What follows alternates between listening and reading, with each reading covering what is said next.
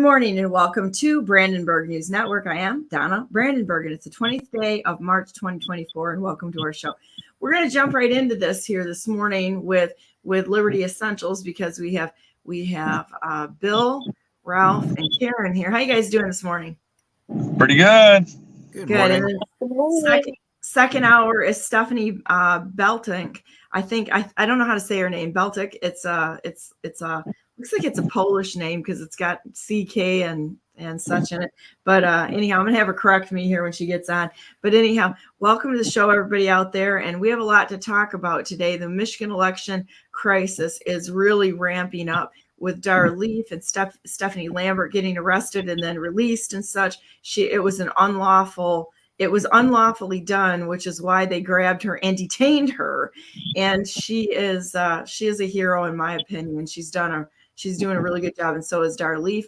And I would encourage everyone to go to his Twitter feed to see the documents he dropped because it is in fact very shocking. So how are you guys doing this morning? Oh, cold actually. This is Michigan. We can expect that right about now, but I did not expect to see snow when I walked outside this morning.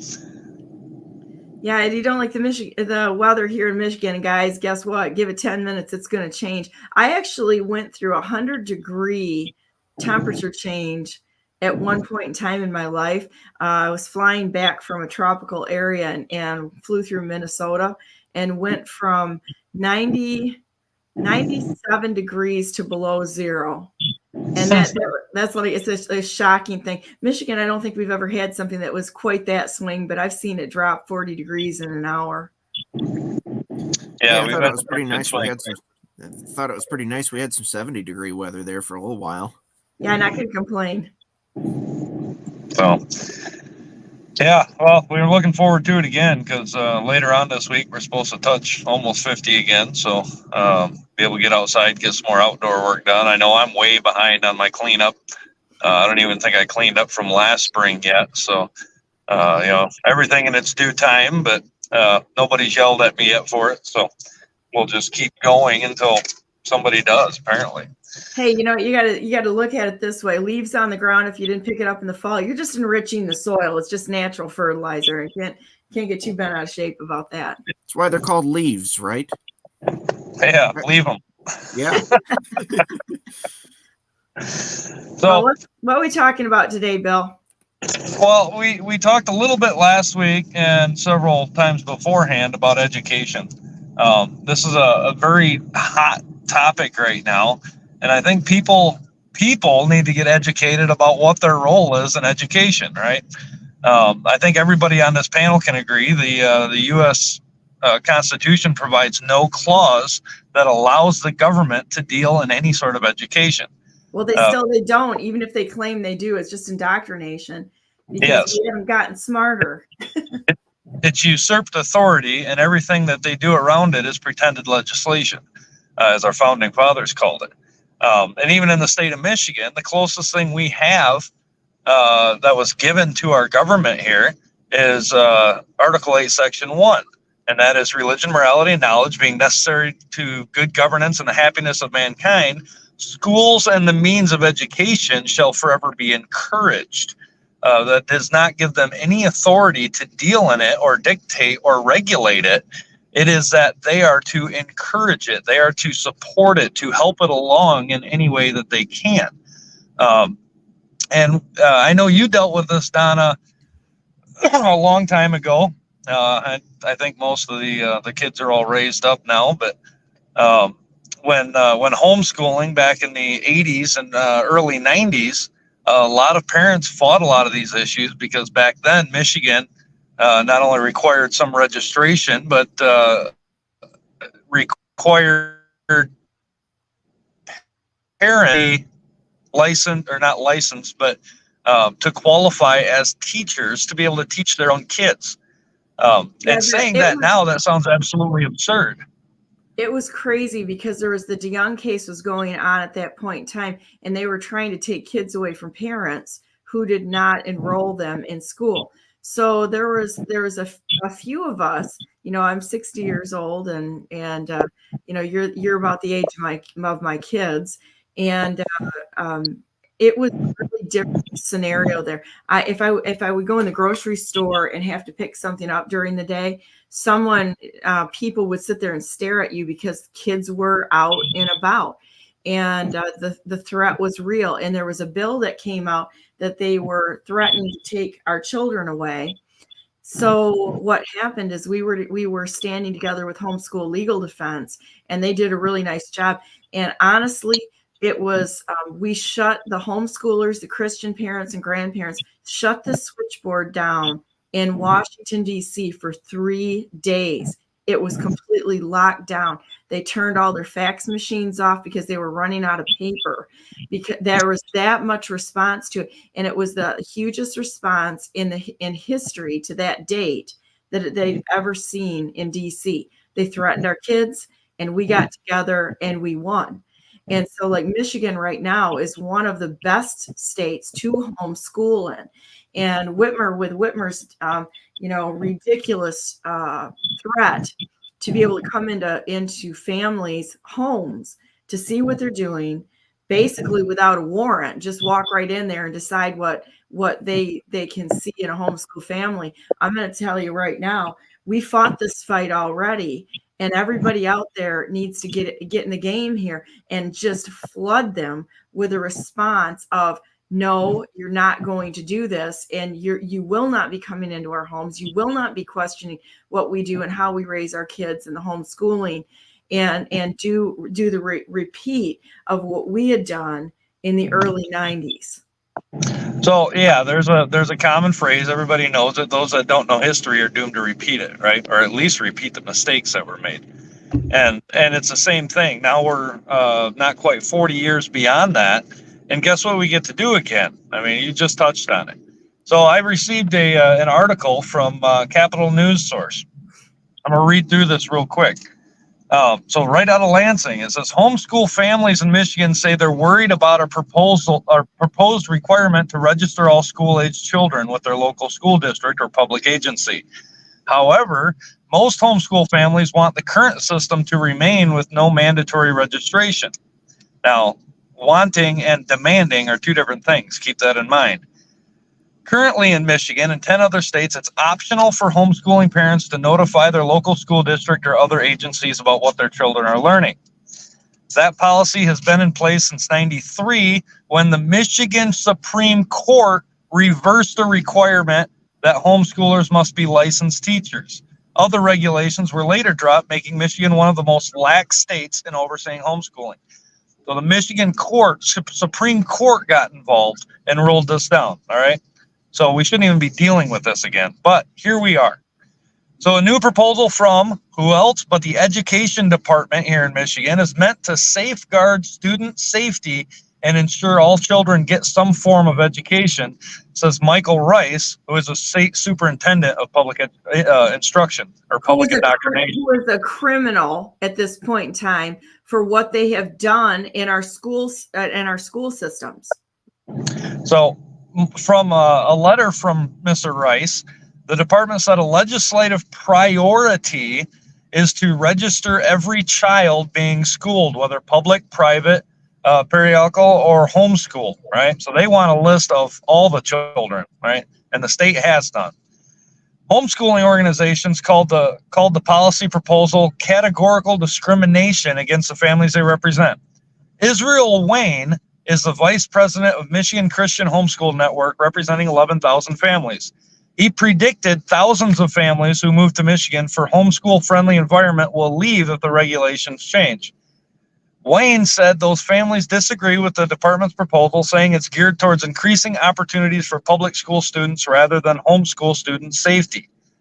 Wayne claims that Rice has been looking for a way to get students back into the public school system since when?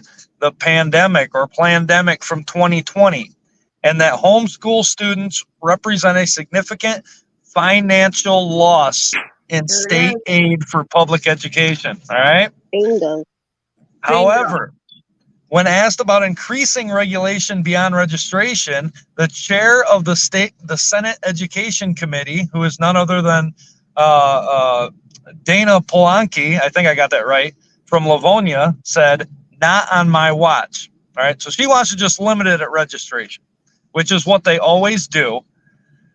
Beltinck said there is no legislation yet based on the department's proposal, but some bills are in the pipeline.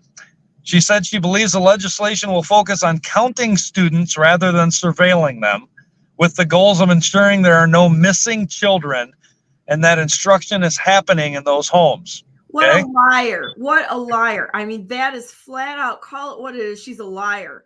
It has nothing to do with that in any way, shape, or form. If she was so concerned with counting children, why wouldn't they go after Homeland Security, Child Protective Services, CPS, for all the kids that they've lost and all the kids coming across the border? They're liars. No, you remember the No Child Left Behind phase that happened not too long ago. You remember the school choice programs that happened not that long ago. Those are all to promote public indoctrination, right? It's a convenience factor for the people, and we'll get to that in a minute. You have the right to grab more kids to throw them into that pipeline because they're all a bunch of human traffickers. Yeah. So Beltinck explained the ideal process, according to her. The Department of Health and Human Services anticipates, based on birth rates, how many students should be entering school, and then compares it to the notifications of students starting school. She says it's a simple counting thing, and then the state leaves it alone. How well did that work in the 90s? Another concern is student safety. So in December, Attorney General Nessel charged 4 adoptive families in Clinton County with child abuse for allegedly using homeschooling as a guise to abuse the children. Congratulations, we did something right? I don't know the case facts, but if that's the basis, I'll congratulate that. We did something good there. After the charges were filed, Nessel tweeted that the homeschooling environment allowed abuse to go unnoticed. Now listen, we're in communities, right? See something, say something thing. Even if you're homeschooling, there are people watching you, right? All your neighbors, your friends and family, they know, right?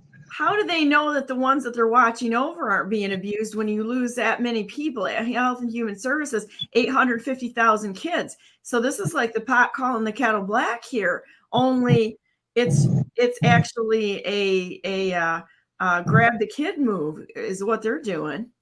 Yep, you're absolutely right. So after the charges were filed, Nessel tweeted that the homeschooling environment allowed abuse to go unnoticed and that implementing monitoring mechanisms, remember Beltinck just said that the state was going to leave it alone after counting.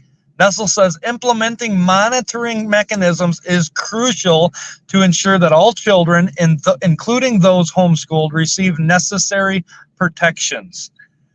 They're not trying to take kids in the school. I mean, you've got teachers sleeping with kids and getting pregnant with kids and shooting kids and all this sort of thing. I think they got enough on their plate right now to deal with, to handle just that one issue in the schools without increasing their scope. That's right. A 2018 study by Connecticut's Office of the Child Advocate found that 36% of children removed from school to be homeschooled lived with families with a record of reported child abuse or neglect. Connecticut is also a no registration, low regulation homeschool state. Wayne, remember Israel Wayne, argued that simply having a registration of homeschooler does not in any way prevent child abuse. This guy's got his head thinking straight here, right? Mm-hmm. Registration does not fix that issue if there is one. He said homeschoolers pull children out of public schools for a myriad of problems that parents believe they can fix at home, right? And there's a lot more to it than that. We'll get there. Lindsay Perry, a member of the Grand Traverse County-based Michigan Homeschool Enrichment Network, that's a huge name that doesn't seem to mean a whole lot to me, but she pulled her 3rd grader out of public school because she felt her son's individualized education program based on medical problems and autism wasn't being carried out. So right there, we also have child abuse happening within the public schools. Perry said she found it easier to teach her child at his own pace, able to take time for physical wellness and customizing his education.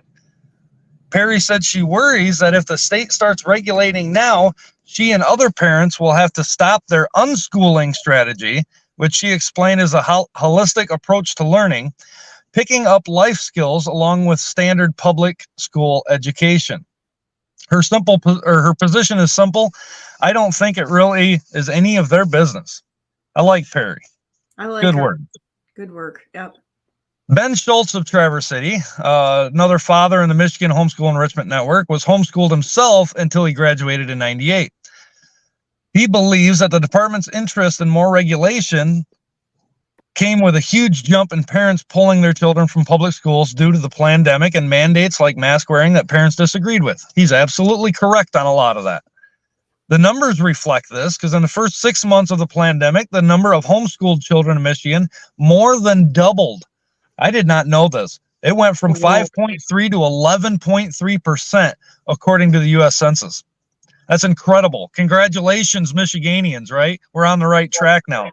That's right. Awesome. And to your point, can I break in here just a minute? To your point is that we proved to the whole world, first of all, that they didn't give a rat's rear end about the kids during the pandemic. Stay home, be afraid. They taught them to be afraid, fall in line, and they didn't care. They didn't offer any services. They went home. And they got paid big dollars for going home. The amount of money that was shuffled into these indoctrination camps is shocking. I have the spreadsheet of what they paid them to stay home. And they didn't care about the kids. This is all, and I mean all, about the money. That's number one. And number two, we proved that the education part of it, where there's been no push to say, oh, we got to make up for what we lost in those 2 years. Nobody's saying a peep out of it. So therefore, we didn't need it. And the reality is that if you don't school your kids until they're like, I don't know, I think I heard one time a study, 12 years old, it literally takes 2 years for them to catch up. Let them be kids. Let them learn the world and stop having them sit there so that they're so bored and so just like disengaged with life that they're going through the motion, that it takes 2 years to catch up with all the nonsense that, or with actual education. We have all proved this. We do not need them. Kids become smarter when they actually are engaged in the world, not numbed and dumbed down.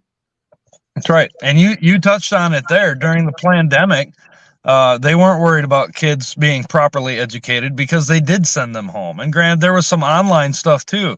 But how did that fare for the kids? You look at the results over the last 3.5 years ago, those couple of years that they were forced out. Look at the results of what we have now. I personally know a lot of kids that I've had to come alongside and help out. I've got some family members that were hugely affected by that, and I'm still having to deal with a lot of it. But it certainly didn't help the kids none. It certainly didn't help the parents in regards to education, right? It just put a huge burden on everybody. And now all of a sudden they're backtracking saying, oh, hey guys, we made a mistake. We, these people kept their kids out of schools. Yeah, you're darn right we did. And there was a reason for it. Well, I tell you what, you get a good homeschool parent, and I'm gonna, toot my own horn here a little bit on this. But one of my kids was graduated, and I tested. I've got quite a bit of college. In fact, I could be K-12 if certified if I took just a couple of classes in student teaching. Okay, so I'm not saying that makes you a better homeschool teacher. It doesn't. In fact, it works in the opposite, because you've got to shake off and start thinking in a different way. One of my kids, by testing, was done with high school at the age of 10 years old. He tested out. And then he started college at 12, and he 4-pointed. And I took the classes with him because I knew what he was going to be facing. So I just went in and took took some classes with him, or took the classes, but I was with him every class that he was in. I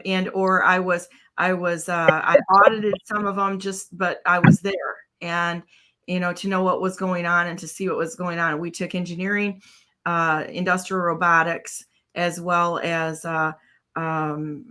computer programming. And I'm going to tell you that right now is that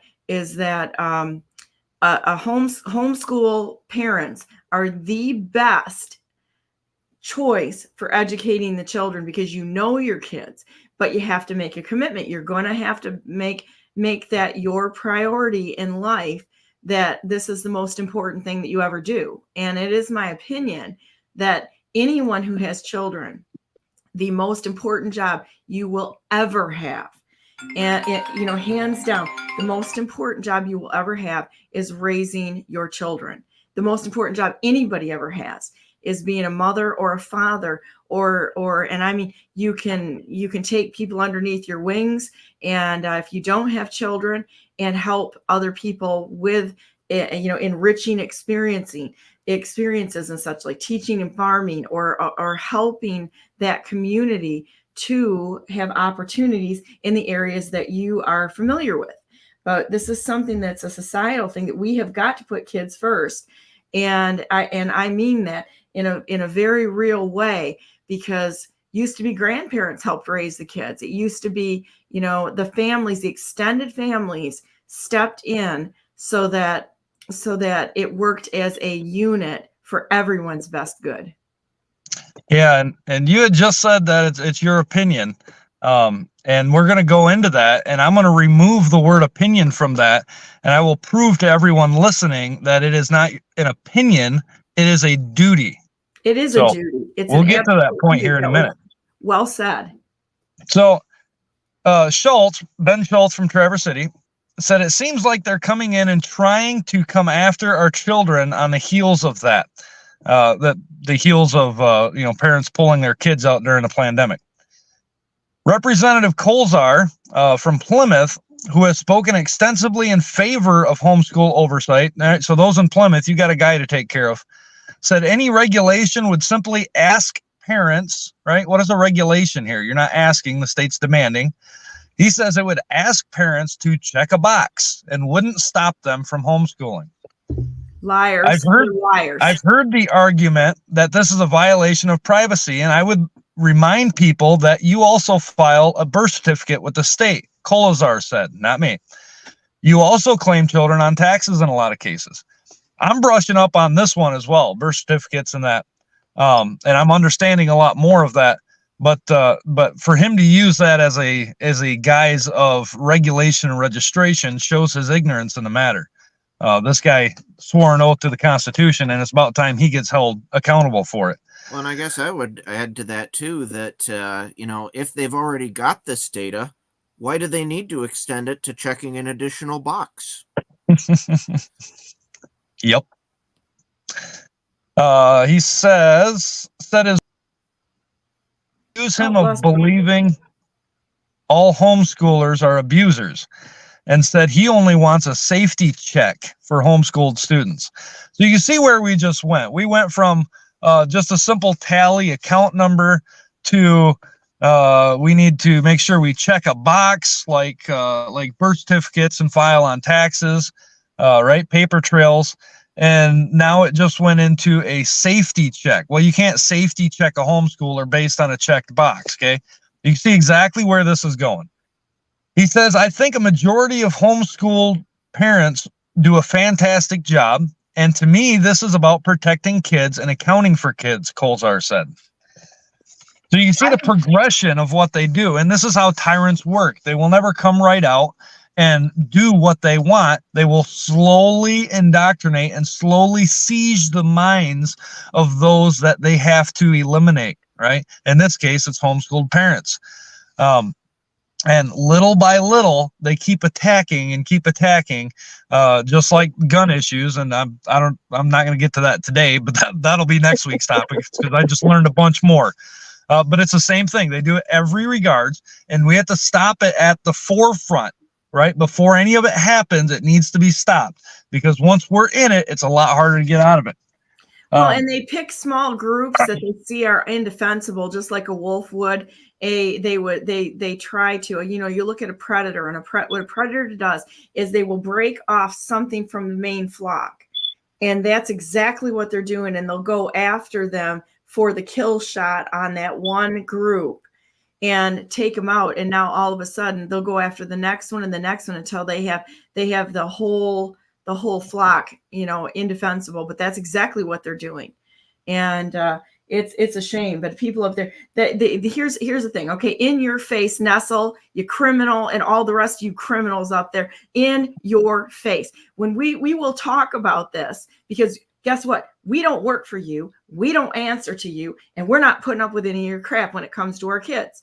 It's like, let's talk about this, because you're a bunch of mutilation experts, that you have mutilated and destroyed the lives of how many kids in this state with the trans nonsense, chopping kids' bodies apart. You're guilty of crimes against humanity. So before we even talk about this, I think we should throw that out there and say, you're liars, and you are guilty of treason, and you're guilty of crimes against humanity. And so help me God, I hope every one of them goes through a Nuremberg 2.0 here, because this is outrageous. Yeah, they are not qualified to speak on this matter at all, nor do they have any authority to speak on this matter. Nessel's a felon, right? She's Clear as day. You can butcher. Yep. You can point that out all day. And this is our chief law enforcement that we have in the state of Michigan. Why can't we get things done? Because we allow her to stay there, right? This needs to end, and it will come to a head eventually. And if we ain't picked the hill to die on yet, I'm telling you, this is one of the hills I'll die on, because nobody's going to tell me how or what to do with my kids, right? I don't care who it is.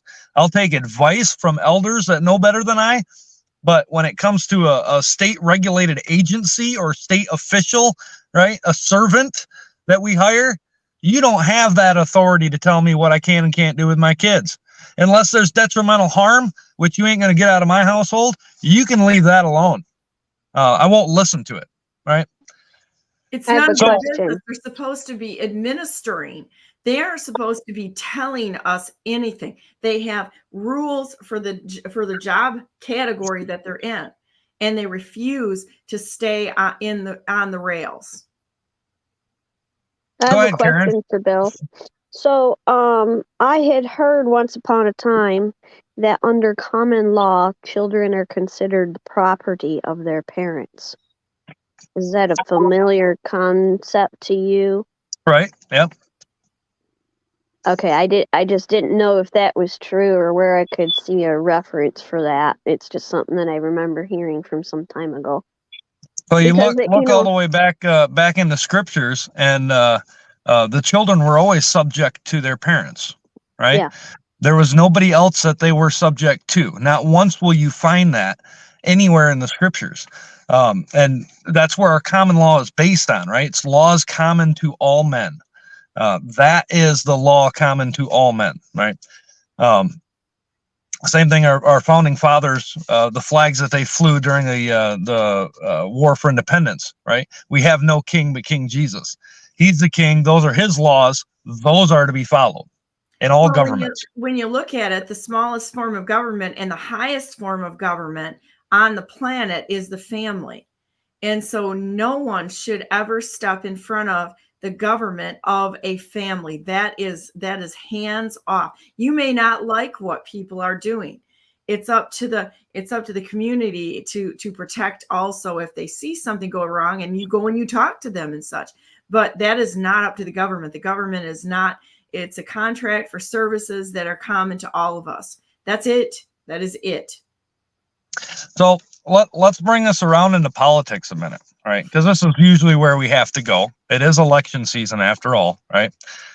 As chair of the U.S. Taxpayers Party, I can tell you simply, we call for the abolishment of the education departments, right? They have no authority to exist, and all education should be returned to the local communities, right? So the families in local communities determine the education of their own children.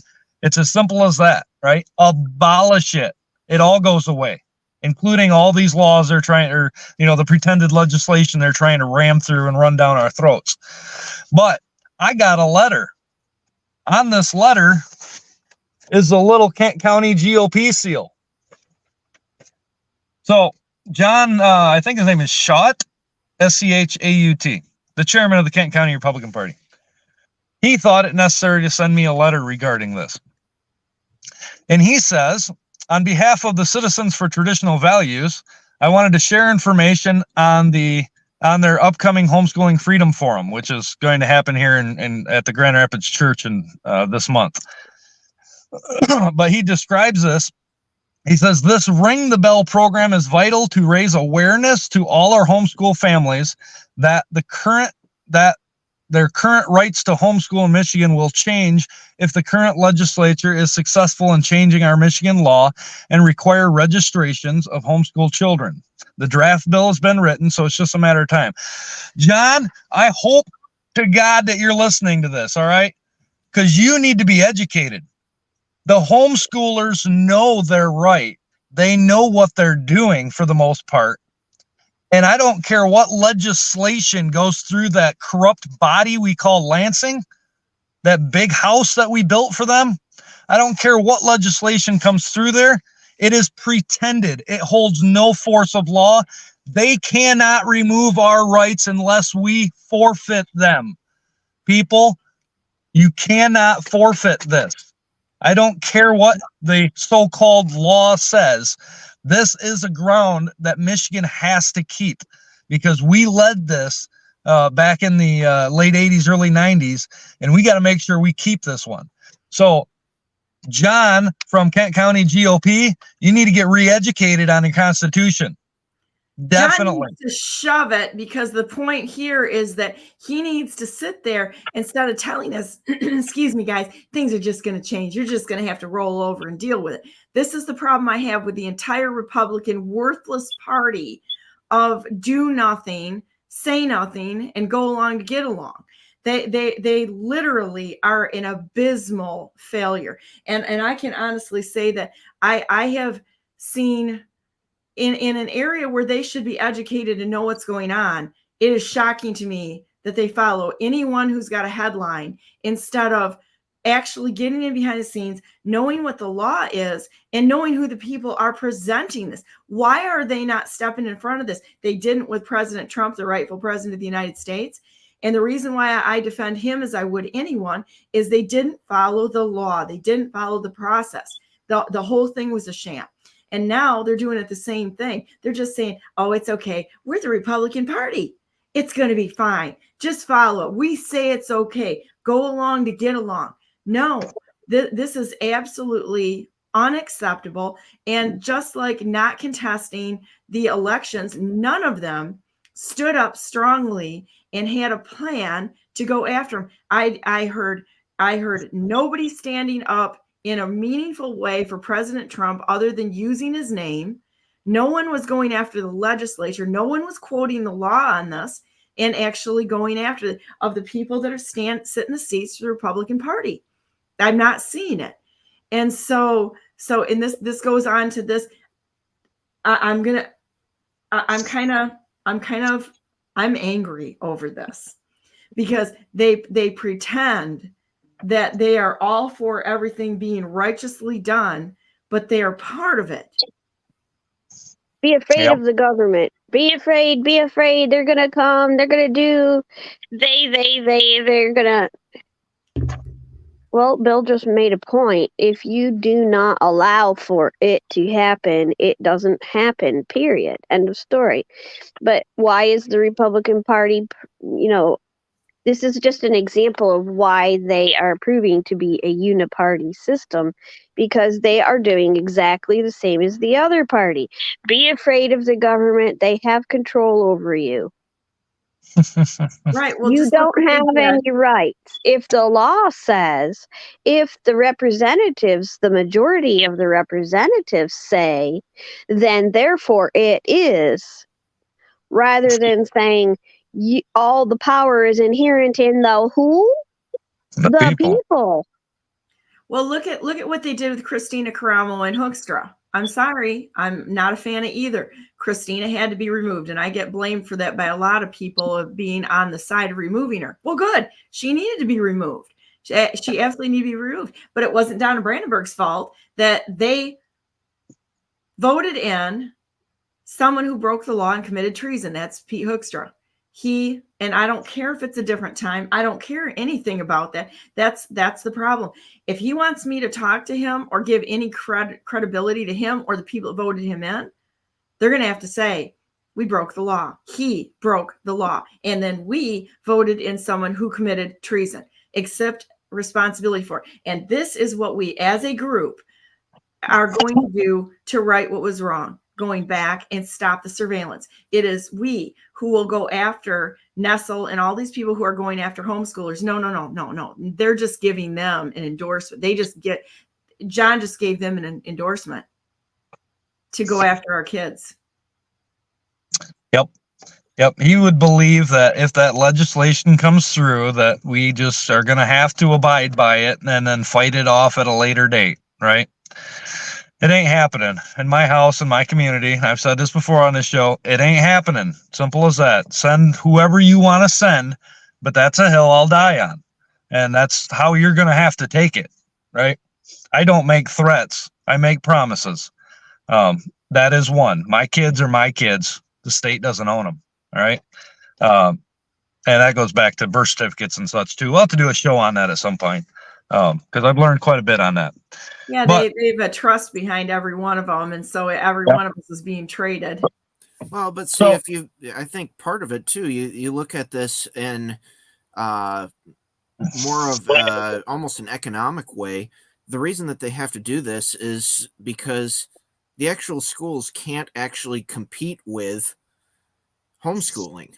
As far as, if you looked at this as two businesses competing for parents' business, well, they're losing, and they know that. And so the only way that they can actually continue on is by legislating a monopoly, basically.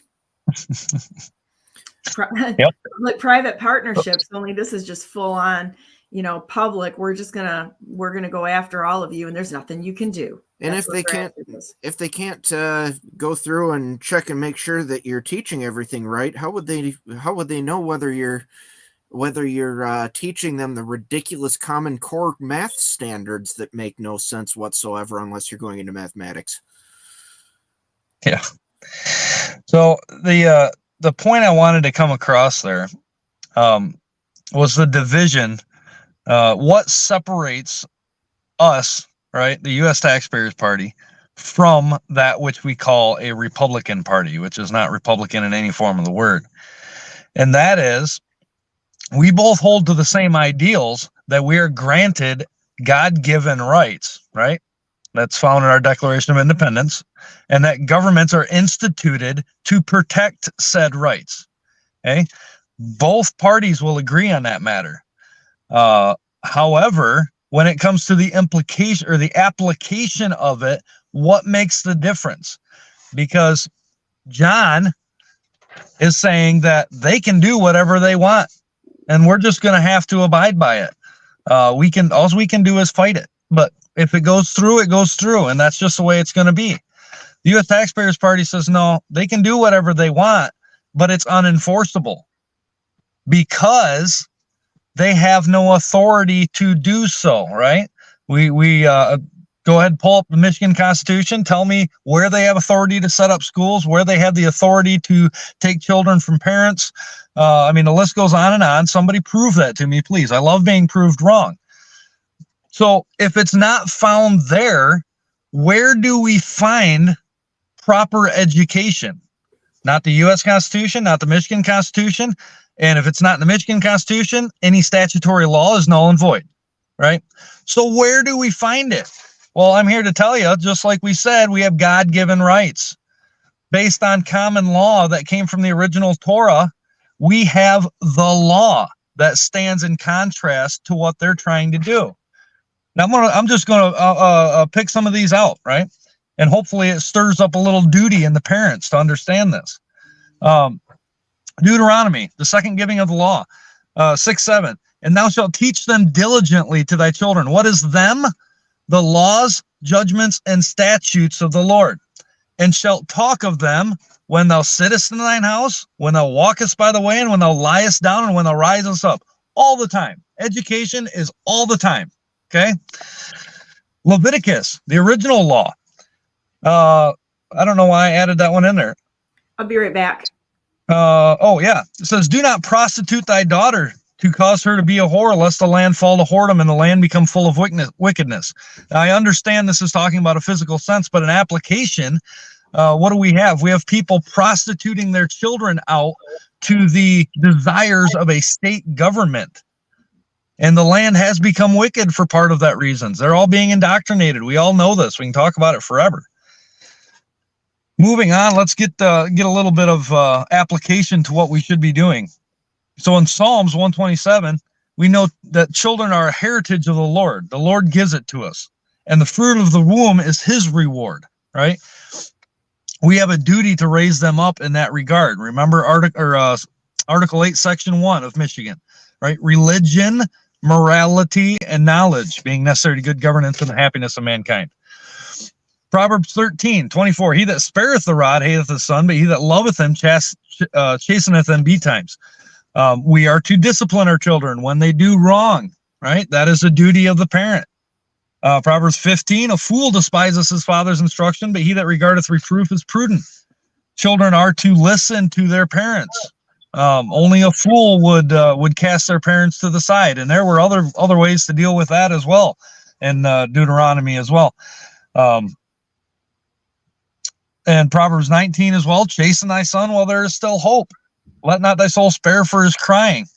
All right, we have too many weak, emasculine, feministic men out there that are afraid, right? I said it, afraid to raise their children. That is what we have in America today. Praise God, we have many out there that are willing to stand in that gap. But there are too many that have been indoctrinated by the public education system over the last several generations that were left with a feminine masculinity. Yeah, there's a double negative. A feminine mankind that will not take up the rod to train their children, right? Proverbs 20 says, even a child is known by his doings, whether his work be pure or whether it be right. How do they get this information? Through their parents. Proverbs 22, train up a child in the way he should go. When he's old, he will not depart from it. Right? Another instruction. Parents, it's your duty. This is a command. It's not optional. If we call ourselves Christians and we continue to send our kids off to our sworn enemies to be indoctrinated, you got to be out of your mind. Where is the love there? Where is the love for the Lord? Where's the love for the kids? Proverbs 29, the rod and reproof give wisdom, but a child left to himself bringeth his mother to shame. Proverbs 29:17, correct thy son, and he shall give thee rest. Yea, he shall give delight unto thy soul. Isaiah 54:13, and all thy children shall be taught of the Lord, and great shall be the peace of thy children. If we have unrest within the homes and the parents want to blame the children, whose fault is that, parents? Where have they been? Well, we go to church on Sunday morning and they listen to the sermon for 45 minutes. How many minutes are there in a week, parents? What percentage is that? What are we teaching them? Well, and the schools are teaching the kids to hate their parents and to have contempt for them. I mean, that's pretty easy to see. And quite honestly, our nation has abandoned its children and put them in the hands of everybody else but the families to raise them. And I don't care. You shuffling your kids off to soccer, gymnastics, one thing after another. They don't even know their parents. And I would have to say that one of the best things I saw during the scamdemic was I actually saw people sitting in their driveways with their kids, with their neighbors. They have like a little bonfire and such out there. It actually brought people close. There's some really good things that happen through the scamdemic to bring people back home again and decide, hey, who are you? I've lived with you for how many years? And I don't even know who you are. And the kids got to see their parents and actually spend time with them instead of just being in the indoctrination camps. So they've basically obsoleted themselves, but we really need the good things that came out of something bad, we need to carry that on and spend time with our children so that they do know and see the people that we are. And if as parents, we're not good people, it's going to come out in those kids, and you're going to see the fruits of the labor of somebody who doesn't have. It's going to come back and bite us, and or them if they're not doing the right thing. So hang on a second. I think my mom's in the hospital right now, so I'm going to grab this a second. Yep. You know, one of the biggest concerns of mine, and it really hit me hard probably about 6 years ago, is we have church buildings, a lot of large church buildings. And within those buildings, there are rooms. And within those rooms, there is stuff, just material stuff, storage. And I actually left a church building recently for other reasons, but they used to hold a school there, right? There were probably 6 rooms that were mainly unused, and especially not used during the week. And they closed that school down back, I don't know, 20 plus years ago. And I look at these church buildings going, why are we not using this? Parents, we need to get in there. If you don't have the resources to do such, by all means, churches, step in. Good grief. We have the room. We have the opportunity. We have the people with time. Let's set this up and get it done. I'm so sick of the excuses. It's ridiculous nowadays. Ephesians tells us that fathers, provoke not your children to wrath, but what? Bring them up in the nurture and admonition of the Lord. The 3rd book of John, he says, I have no greater joy than to hear that my children walk in truth. And as a warning to the parents that think I'm just full of crap this morning, if you call yourself a Christ follower, listen to what the warning is in 1 Timothy 5:8. But if any provide not for his own, and especially for those of his own house, he hath denied the faith and is worse than an infidel. What are we doing with our kids, parents? What are we doing? Well, and I would say too, for anybody out there that doesn't have the confidence to think that they can educate their kids, because that's been something that culture has drilled into parents' heads, is that, oh, you're not qualified.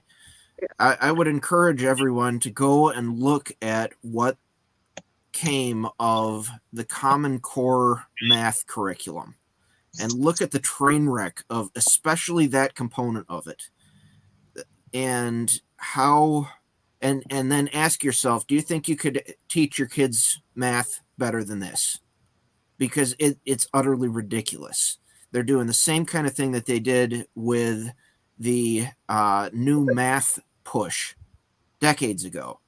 And they're trying to teach mathematics as abstract concepts like you would use in higher mathematics, rather than practical mathematics of what is a number. 1 is always the quantity of 1.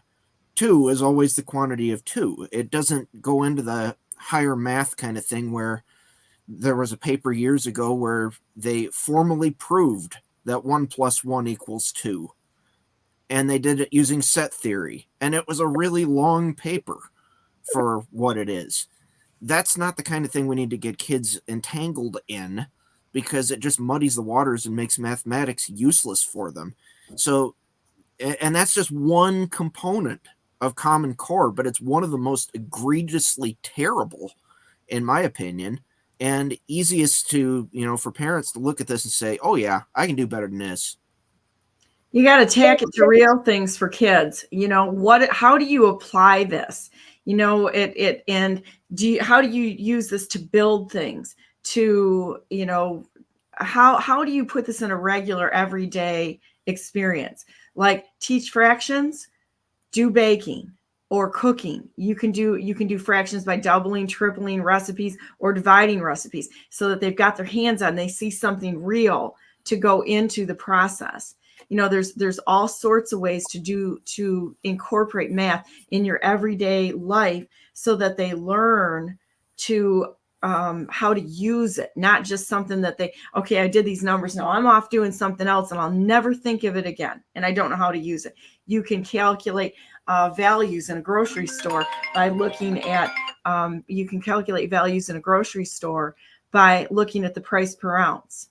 You can do all sorts of things to actually teach them how to apply it.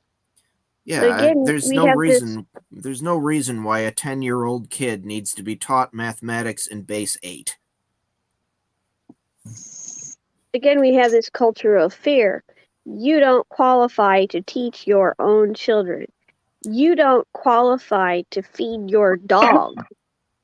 You have to have a kibble that's prescribed by a veterinarian and a food manufacturer that gets their ingredients from who knows where. You don't qualify to self-heal using natural remedies that have been used for centuries, thousands of years. No. You have to listen to Big Pharma instead. You have to go to the pharmacy. You have to go to a doctor, and not just any doctor. You have to go to one that has a certificate on the wall. You can't go to a naturopath because you don't qualify to know what is better. You don't qualify. That is a fear that they have put in our culture. And that is one reason why I think, Donna, the men haven't been stepping up, because they don't know that they can be good parents. And the mothers are forced into it. They learn by experience. So they kind of, I think, have to get over the fear by the pains of birth and so on. They learn by doing it. But there's so many other things that wouldn't it be easier to let somebody else teach your kids, because you're trying to work in order to raise the funding to take care of your family, because chances are your husband is non-existent or not doing enough or can't, even with both of you working, provide for the family. This is all fear. It's all a systemic issue, and not based on faith. Look at all the scriptures that Bill has just provided. That faith overcomes the fear. Be of good courage. I would help anyone who's a single parent homeschool their kids, honestly. And, even when I'll tell you the dynamic, because I did this, right? And I did this for all of my kids. I only had one of them that I put in preschool for 2 days. And I was like, this is ridiculous. I'm not doing this. And I didn't even know what homeschooling was at the time. And I'm like, this is when I watched my 4-year-old who could add 4 columns of 5 rows of numbers, and they got him in there in preschool doing little bunny foo-foo. And I'm sitting here going, you've got to be kidding me. That this is such a backwards trajectory. I can't even believe it. And, but I'll tell you what happens as homeschool parents is that it is, there's a huge amount of ostracizing that happens by people that want to justify their positions of putting their kids in school. Well, you just homeschool. Your kids are going to be socially inept. They're not going to be able to, to actually relate to anyone. I'm going to tell you what, right now, homeschool kids have a better ability to relate to people of different ages instead of sitting there on their phones going, I just got to talk to my friends and I can't hold a conversation. And I can pick them out a mile away, homeschool kids. And then you get people in the schools that they get together and it's like crowd stalking the homeschoolers. And they ostracize them. They ostracize the homeschool moms as lesser people. And I mean, this is really what you have to be, a really strong individual, not only in homeschooling, but in anything, to step away from the crowd. And that includes the political parties that are leading us astray. Instead of caring more about what God tells us to do, our duty before God, and doing the right thing that is right in your heart, than to follow along and accept the ostracizing that you get from the crowd and say, badge of honor, I'm great. Go after me. I don't care. You're just telling me that I'm on the right path right there. So when you homeschool, and this is out there for all the homeschool parents, it is kind of helpful if you go ahead and you arrange groups so that the moms aren't so isolated, so that they can talk to each other, so they can, if they have a problem, you can overcome it. Like I got together with a bunch of homeschoolers. I had between 25 and 75 kids in my yard every week in the summer. And I ran something called game days. And I can visit with anybody. So I don't really have a problem networking or talking, as you all well know. So I would set up an area for the other moms who don't have that skill. And I'd have coffee and cookies for them. And I'd take all the kids. I had a whistle and I've got a big voice. So I got a 20-foot parachute and I scheduled them to do, I had 5 activities every day. It took 2 hours to run through. And we would do cooperative games. We would do skills-based games. We would do all kinds of things. And it was just fun. And I went back to the old school games and such. But we had one boy who had severe learning disabilities, and he had Tourette's, and he had some other things wrong, and he wouldn't get involved in anything. Well, one of my sons, whom I'm very proud of, really took this young guy underneath his wings, and they were about 8 years old at the time, maybe 10, and decided that they would in fact he encouraged him. And he finally got up to bat. We were playing softball, and he decided to finally get up to bat, and it was really painful for him. But with my son's encouragement, standing right there with him, he got up. The first pitch that was thrown, he hit a home run. It went over the fence. All the moms were crying because it was just amazing. And the kids came from all over the field, and they're like, David, you did it. You did it. And it was so beautiful. And you know what? This is what we have the duty to do for all of the people around us who have that talent, to step up and not ostracize them, but to come alongside of them and say, you're doing great. And what can I do to help you? Are you struggling? Not just sit there and fire at them. And I'm going to tell you, to all the homeschool parents out there, I'm proud of all of you. I'm so proud of you, because I know what you're going through with the ostracizing and the because there were so very few of us at the beginning. It's actually more acceptable right now. And we were standing there watching them look for every opportunity to take the kids away, because the DeYoung case was going on. You're going to have to fight this battle again. And, standing together, you can close those switchboards down. You can absolutely get a plan to inform all of your public functionaries of what they're not going to do. And don't be afraid of this. Feel empowered. The law is on your side. The only way they win is if you walk away from this and let people like John and the Republican Party, the Kent GOP, tell you what's going to happen, that you're just going to have to take this. You don't have to take this. And support each other and be there. So let me offer some words of encouragement, because we know the majority of us want liberty, right? We want the liberty to do what the law permits. We don't want overburdensome regulations. And we all know that where the Spirit of the Lord is, there is liberty. We're to go out and proclaim liberty throughout the land. It's written right on our own Liberty Bell, taken from Leviticus. So let me offer some encouragement to those who think you can't do it. I've been there. I've been in and out of public schools. I've been in and out of homeschools. And all my kids now, because of that, are raised at home. A lot of them have been born at home because of that. But think about this for a minute. If you have kids and they're school age and you don't think you can do this, who was the one who taught your kids how to eat? I was talking to a lady I was listening to a lady this morning. She's called the Common Core Diva, Lynn. I forget her last name, but she was talking about this when she first started going. It was, who taught your kids how to eat? It was you, right? Who taught your kids how to use the bathroom? Right? It was you. Who taught them how to tie their shoes? More than likely, it was you. Those are 3 of the hardest skills to learn as a child is growing up.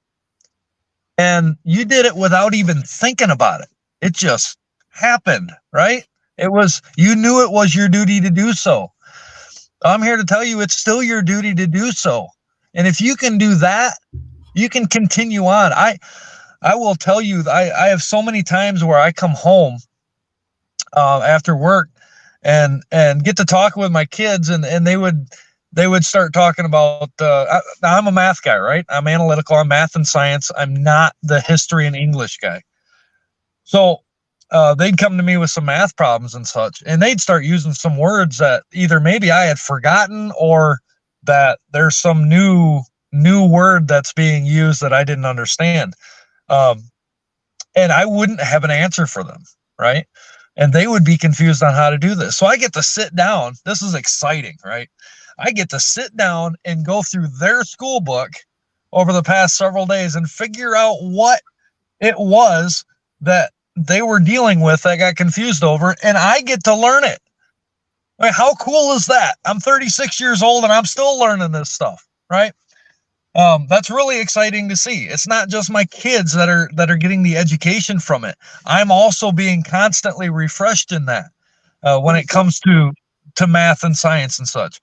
And it is a blessing to have that. Don't think you can't do it. There are co-op groups all over the place, especially in the state of Michigan. If there's not, good grief, start one. Find another homeschool family and say, hey, let's get together. As long as we're like-minded, let's get together and let's help each other out. Take some turns. Maybe you're better at these subjects and I'm better at these subjects. Make it work. You will find that people will start coming and saying, hey, can we be a part of this? Can we help out a little bit? What's your skill set? Let's get you plugged in and do this. And like I said earlier, churches, where are you? Where are you in this?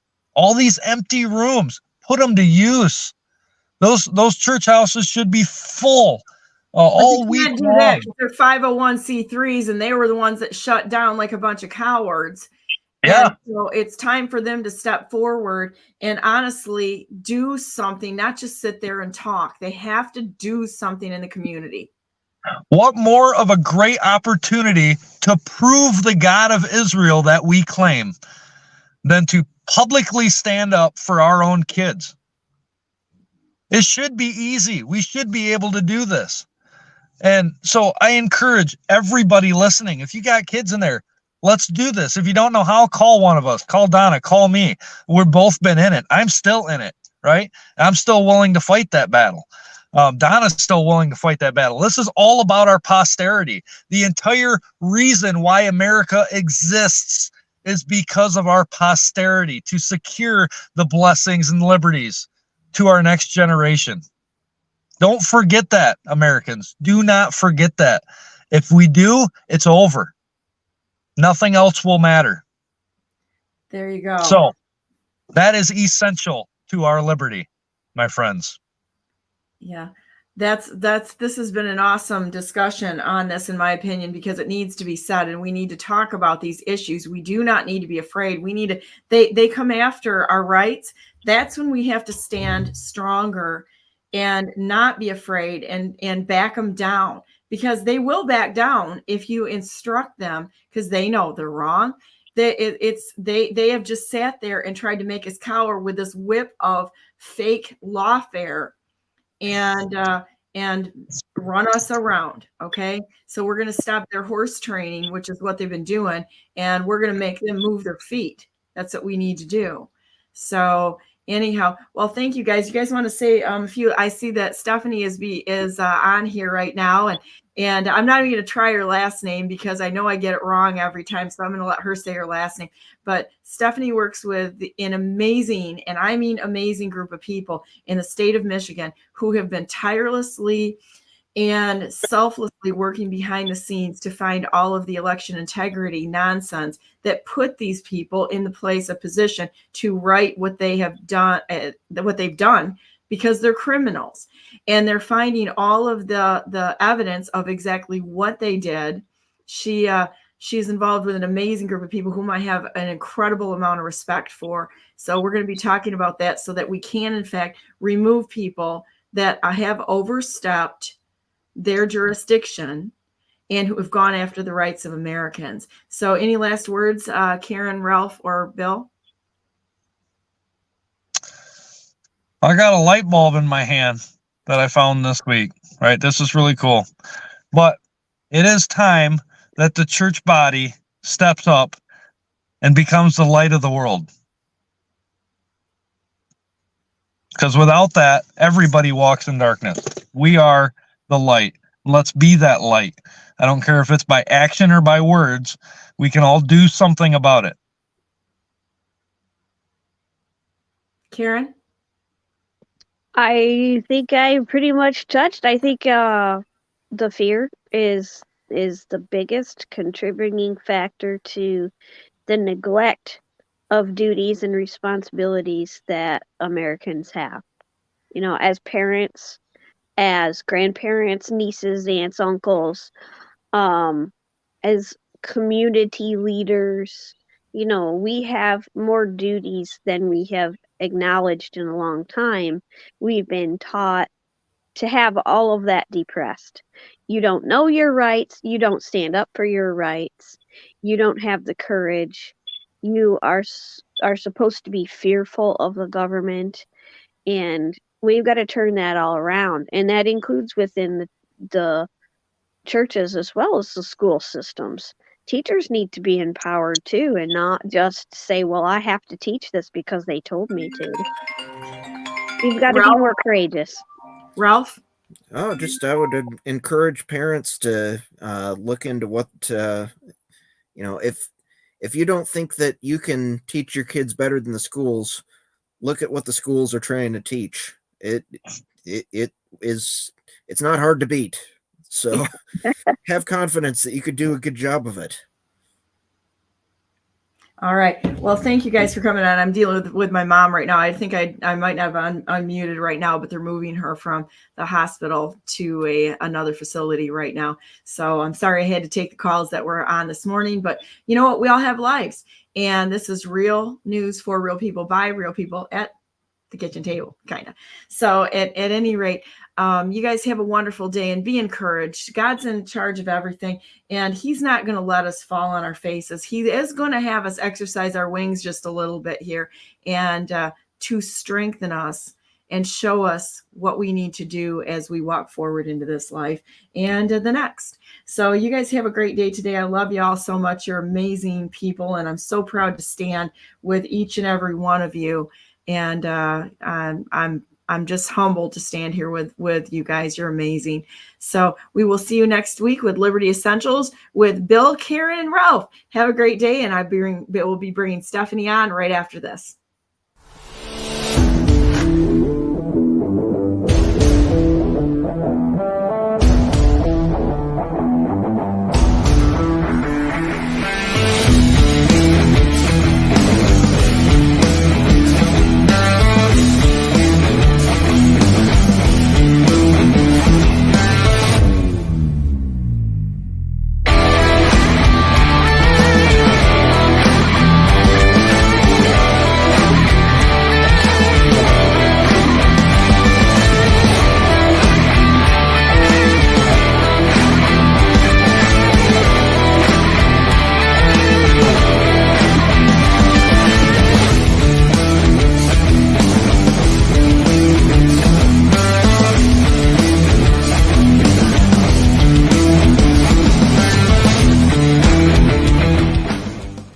Good morning. Welcome to the second hour of Brandenburg News Network. I'm on with Stephanie, and I'm not even going to try saying your last name because I know I screw it up. So, but welcome to the show, and I'm so glad you're here. Thank you. It's Stephanie Beltinck, and I am at my kitchen table right now. I don't have a little office to work from. Well, this is funny because, see, I was in my kitchen, and we printed this off, which is the background where I came from for continuity's sake. And so now I'm actually in an office, and I can actually change the lighting and all that fun stuff. And so I'm still working on it to get things evened out. But it's kind of nice because I have the ability to have a little bit of privacy here. So I'm not sitting right in the middle of my kitchen every day and talk. But I'm so glad that you're on today. And I got to tell you, I am so honored and humbled to stand and know you and the people in EIF and the people in the locus standi investigation, Scott Aughney's group and such, because I have never seen a group of people that's done more work and has tried to stay just on task and has not just been all about getting in front of the camera all the time as you guys, because you're always willing to come on. And I'm really thankful for that, because people need to know what you're working on.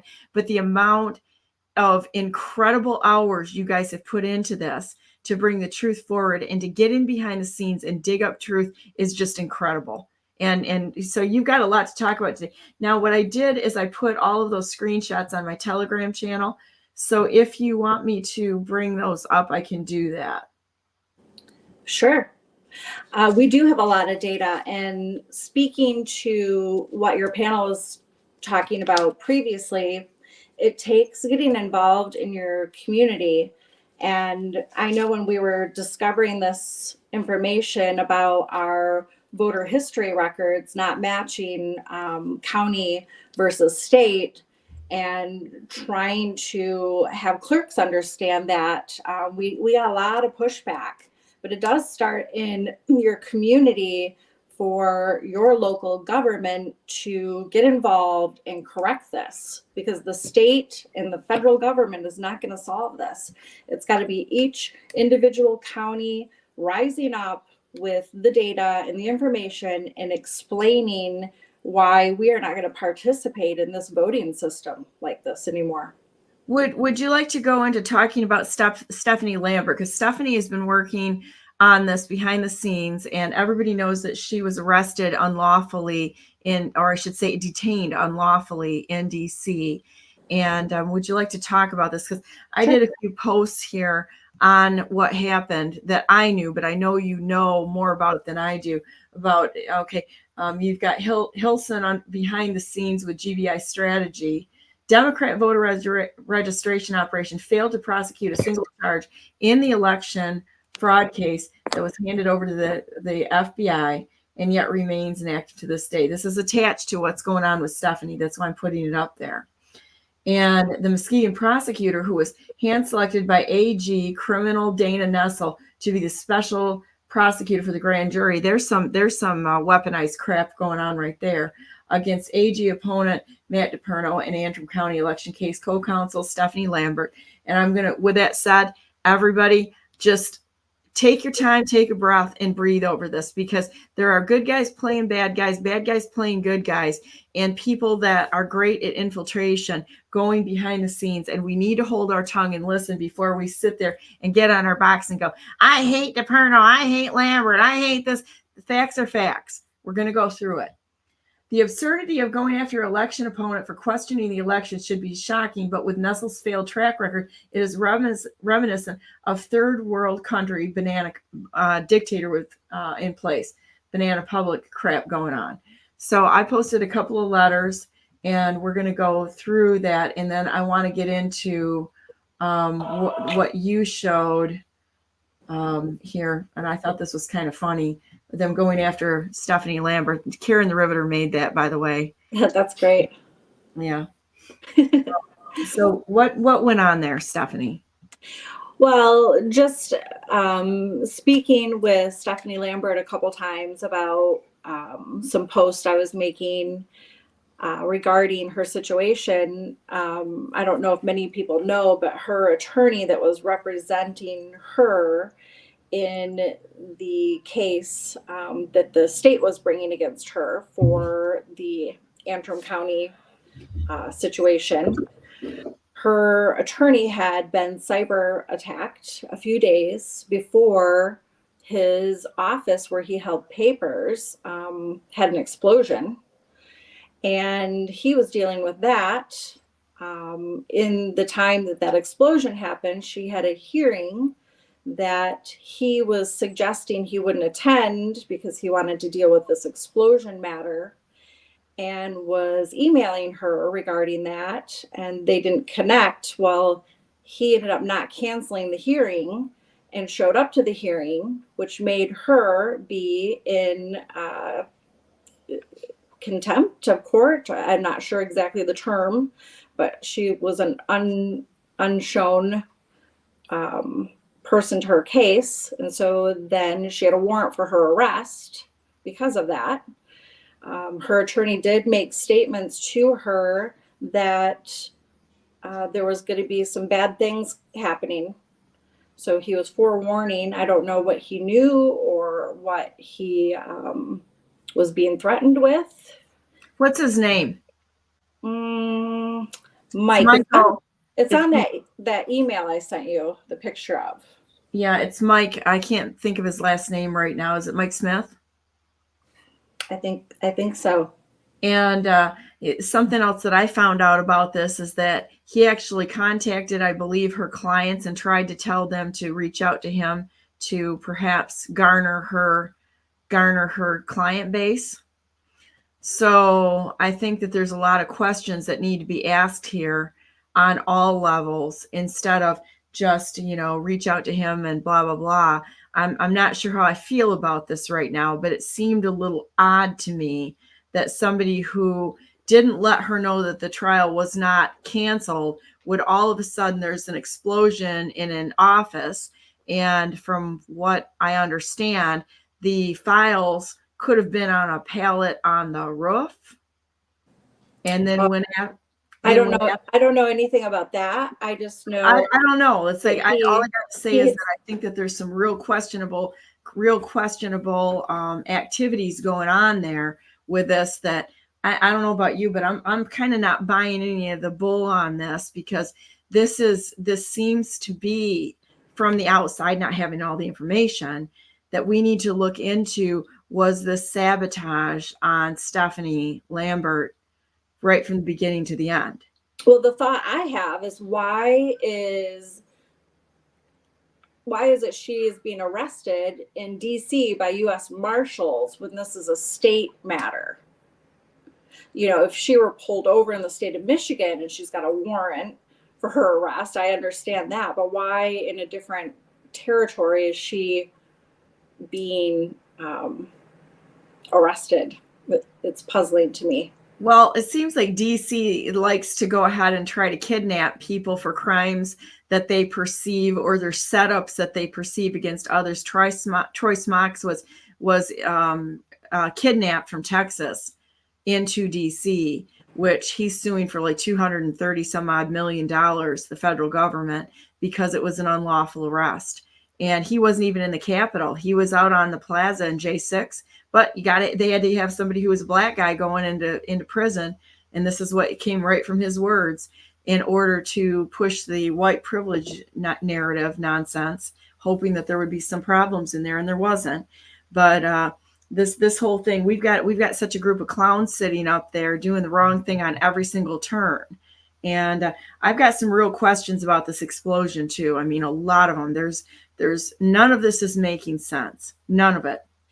I wish that we had people that were discovering who the J6 bombers were, able to track the phones or track what was going on there and see. They have them. They have it. And as Ivan Raikkonen said, all they got to do is for Mike Johnson, Speaker Johnson, to do his job and go after all the communications within the Capitol Police, because they're hiding it. These people are hiding evidence. Oh, they for sure are. They're trying to suppress everything that we have, everything that Stephanie Lambert has, everything that Darleaf has. They don't want it known to the public. Well, I really want to know, and this is just based on something that I know. I want to know why Stephanie's attorney didn't inform her so that she was non-compliant. Shouldn't this go back on the attorney rather than her? Maybe somebody should go to the Judicial Tenure Commission and say, look, not only did he not do his job, but if he can't do his job, then he needs to be removed. Go after it. I really believe that Gina Nessel needs to be removed. I don't know. It looks like she was kind of set up.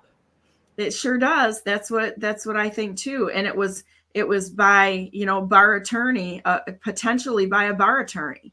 And so I don't know that to be true, but there should be a lot of questions asked there. And if he failed to protect his client, then it's time for judicial tenure. And I mean, the same thing with Nessel and Benson. They both should be disqualified and disbarred. But we won't do that because the Michigan Bar is it's a club. It's a go along, get along club, just like the Michigan Republican Party right now. Go along, get along, shut up, don't say anything. And I encourage everyone to file grievances that were participating with the locus standi investigation of voter history record manipulation by the state, to file grievances against our Secretary of State. With judicial tenure. With those grievances, that it has to go in front of the bar. Well, I think they can go right to the Judicial Tenure Committee and seek to get them disbarred. Yes. So that wouldn't be a bad plan for everybody. Because I hear rumors she's anticipating a Supreme Court seat.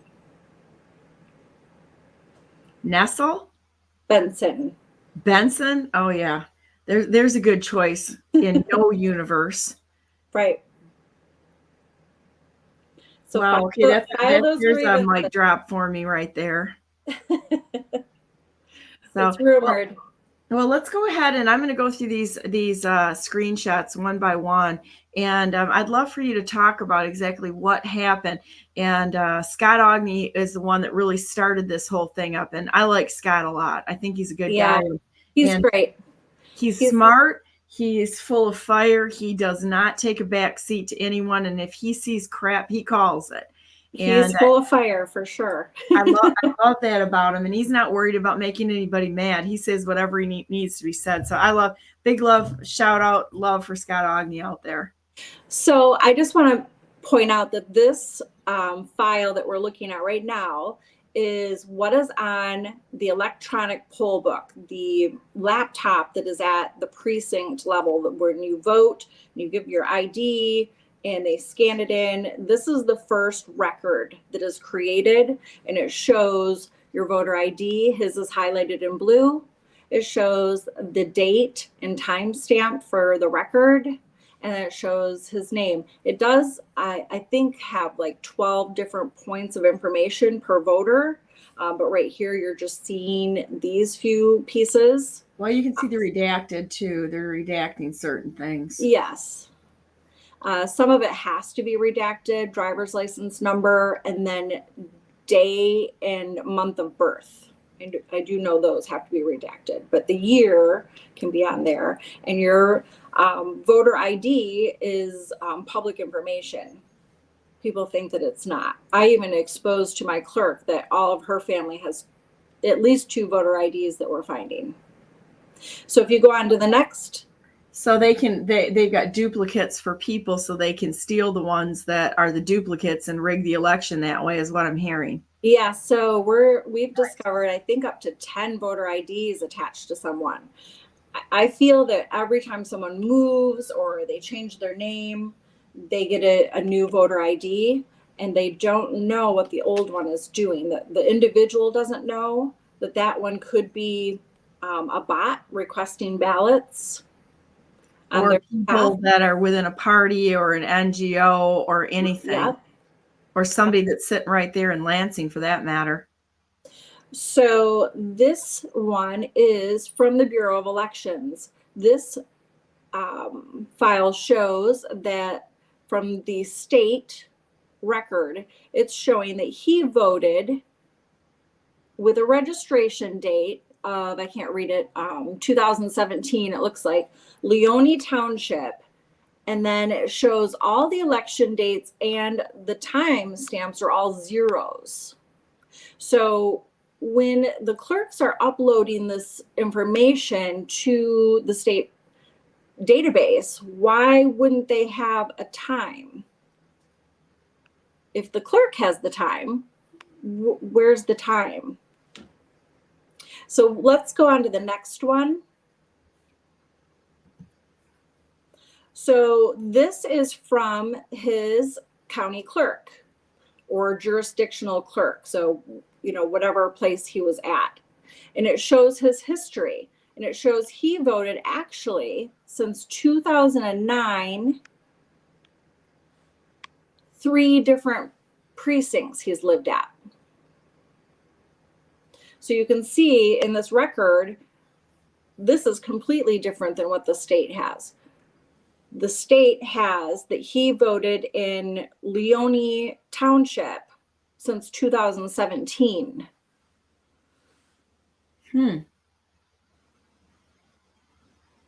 I think that's a fail. Big fail. And if you go back to the state record, one slide back, you will see that the voter ID number, so you can see his identification number here. I can't read it, 332, whatever this is on the top right under his name. Yep. You can see that number, and then go back a slide. One more. Oh, go back. Sorry. Whoop, that was the one. That one. This one right here, and then go back another one on the poll book one, the raw data file. I've got to see which way when you say raw data file. Yep, one more. Let's see that one. This one. This doesn't, the blue highlight there does not match. So the clerks have a different number that's being installed into their poll books. So this is a complete free-for-all. Yes. It's full of bots, just like social media is full of bot profiles. Wow. This is crazy. So who knows what these bots are doing? It's all controlled by AI. Serbia. And I think it's, you know, through the ERIC system. That's the main brain for the bot voters. And isn't it unusual that we've got Jonathan Brader, the director of Board of Elections and a chairman of the board for ERIC? I can't stand that guy. Okay, I'm just going to say that. I know. I hate that guy. You know, it's like, you know, you go up in front of the Board of Elections and all he's got is a smug little smirk on his face. And, you know, because he definitely wronged you. Yeah. He's like, let's lose 10,000 of Donna's signatures and then sit there and twist in your chair like a fourth grader on Red Bull, not able to answer any questions. And oh, by the way, we were going to write a dime store novel after Donna sues him in Supreme Court of Michigan. Oh, sorry, we found it. It's in a different room that we never keep ballots. Sorry, guys, not buying this. And then it's too late. And then it's too late to have recourse. It's too late to retract. Yeah, too bad, so sad. We made a mistake. You're off the ballot, and it didn't matter anyway because we're just gonna cancel all the signatures anyway. And I want to know. I think if you look into signature gatherers, it's going to lead right back to that department. Oh, for sure. For sure it is. And so there's somebody's protecting somebody there.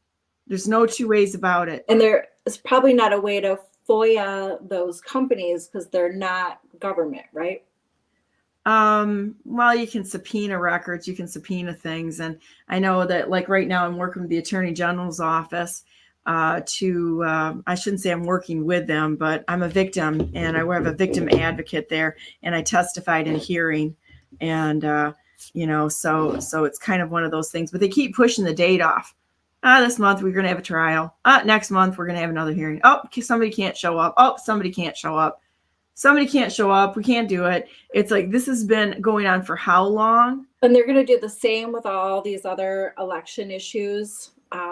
Stall it out. They just stall it out. Michael Butts, things are just getting stalled out and pushed back. And yeah, they just stall it out. There's no there. And honestly, at this point in time, they're all in violation of due process as well as having timeliness in your cases. Because they'll stall this thing out for years and years and years and years, hoping that everybody involved dies. So that we don't need to do it. It's not important anymore. So let's call it K2. You have to get involved in your local community where your commissioning boards, your sheriff, your prosecutors, your clerks can all stand against this. But they won't because they're all involved in it. I think they're scared. A lot of them are scared. They know what's right. They can see it, but they don't want to lose their job. Well, or they don't want to upset the voters, yeah, I'm sorry, or they're actually involved in it, or and they're involved. placed. I hate to say it, but I'm more in that camp, that these, that they're placed. It looks just exactly like what happened in World War II with Nazi Germany.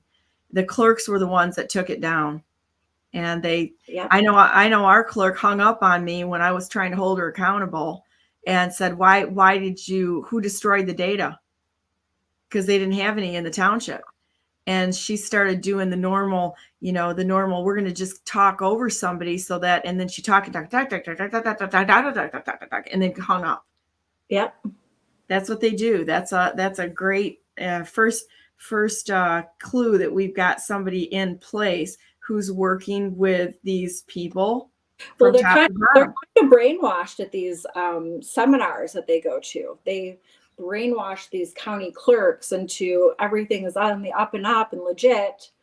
And when you try to reason with the clerk and show them the information, they just can't seem to connect it. They won't, because they're more worried about staying as part of this little subversive organization that we call our Bureau of Elections and or our election systems than servicing the people in their area and protecting them. It's treason. It is treason.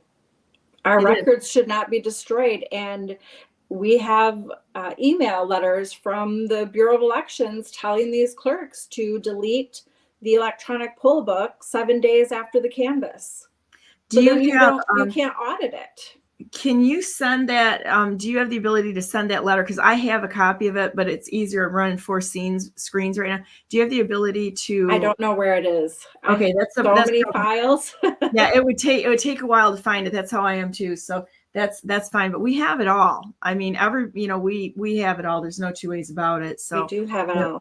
Even the clerks should, to the clerks, I would say to the clerks, if you don't want to go down with a ship, you should probably be coming forward and singing like a canary, regardless what their threats are. Because if you don't stand up and defend this and start singing like a canary, then we will assume you're part of it, a criminal organization running this nation. And it takes the community putting the pressure on. Right. Well, we're starting something right now, and we're going through something on Tuesdays where we're putting together a case to go after the townships. And I'm asking for people to stand with us and go ahead and stand in front of your township and hold them accountable. We'll provide you with all the laws and the paperwork to do so, and even coaching them on how to do it a little bit, to stand up there and put them on notice and tell them, you either get rid of these machines or these are the laws you're breaking, and you will stand trial with the rest of them. If it's not now, at some point in time, you're going to stand trial, you're going to be removed, and you will be counted among the traitors unless you come forward and start singing like a canary and standing on the right side and say, I was in fact blackmailed, I was coerced, I was intimidated, they went after our family. And you know what? We know that there's 1.8 million records over on the servers in China of all of the election workers, their families, their kids, their social security numbers, all of it. This is a blackmail package that went through the electronic method and having access within our voting system. We know it's malfeasance. It's a felony. Well, it's treason, which I'm kind of a fan of the punishment that goes with it. We can't let this thing go. I don't want to go for felonies. I want to go for treason. Yep. Because that's what it is. It is treason. They fall in behind these guys, and we all, unless you're completely disconnected from reality, we know what the punishment of that is. And there's going to come a day where every single one of them who refuses, you want to talk about a real consequences of outcome. It's not losing your job. You commit treason, you lose your life. Agreed. And I'm not going to be apologizing to them because they made the choice to do the wrong thing with full knowledge of what they were doing. And I don't care how scared you are. That's not an excuse. Come forward, be loud, say something, and then you won't be counted among the traitors.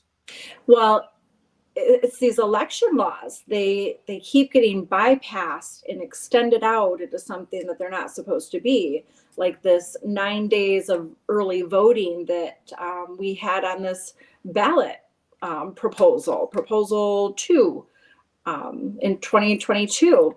That is not for the voters to decide election laws. It is for Congress. You can't step over the Constitution either. Congress decides election laws. So now they're traitors because it was 1 day election. It's a 1 day election day. And states only have right to decide the time during that day. Are you starting at 5 a.m. or 7 a.m.? And what time are your polls closing? It's that day. It's not 9 days of early voting and 2 weeks later of counting. It is a day. Mm-hmm. And I think I posted that law to you too, that shows that spelled out on a slide. Let's show them the law, since none of them seem to follow it and they feign ignorance. I did call last fall my clerk and asked her questions about that. And I asked her who represents her, like what attorney represents her. She said that they work with Cole, Stoker, and Toskey in Lansing. They're a municipal council. I spoke with Timothy Perrone there, and I was asking him why this law was overridden by our state with a ballot proposal. And he seemed puzzled and said, well, I guess because nobody's contested it. So until things are contested or until people take a stand, they're just going to run right over all of our laws. Yep. So here it is. On Tuesday next, after the first Monday in November, in every even numbered year is established the day for the election, and in each of the states and territories of the United States, of representatives and delegates to the Congress commencing on the third day of January next thereafter.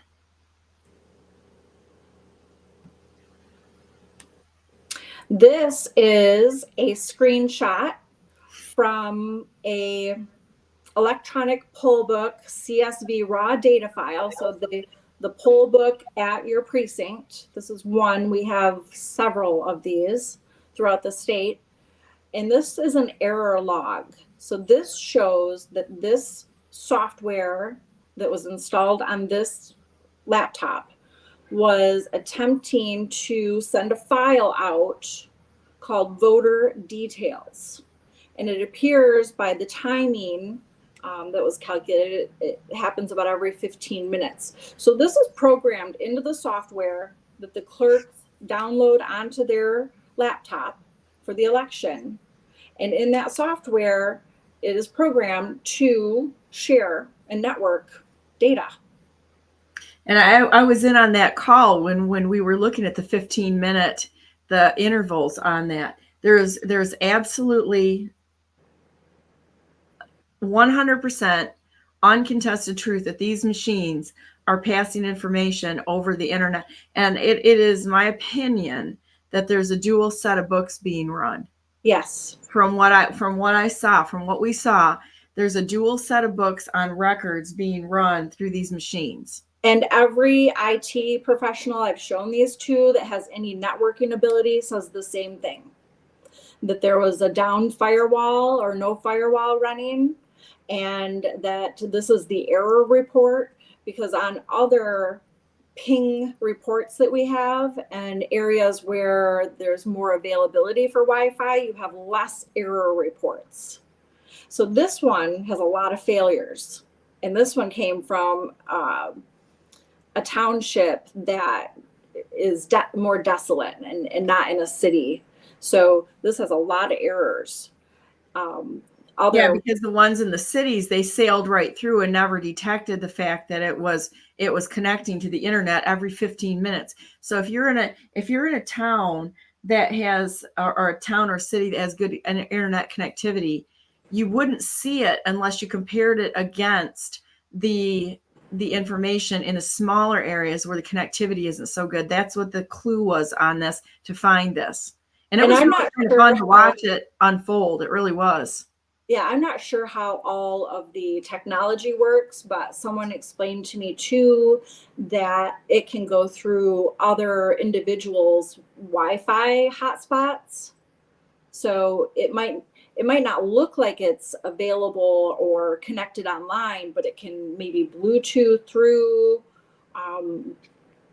voters' phones coming through or other signals in the area.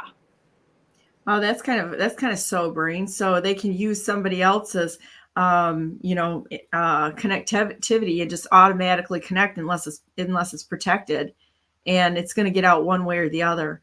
Well, so it looks by the clerk's standard, they're seeing that their laptop is not connected, but there's still a way for that software. It's just like malware. yeah, and with all the stuff coming out on Serbia and the Yeah. connectivity on Serbia, that was pretty sobering. So I want to go back to this because there's a couple other screenshots that we have. So public officials can be sued for blocking users and political expression on social media. Posts by public officials are considered part of their job, and blocking users and comments on official accounts violates the First Amendment. And Trella, you were blocked by Benson. Yes, I was last fall. I only posted on her Twitter post when she was talking about anything in a government capacity. And I was asking her questions, and I was showing Scott Otney's voter history records on there and asking her if she could explain this to the voters.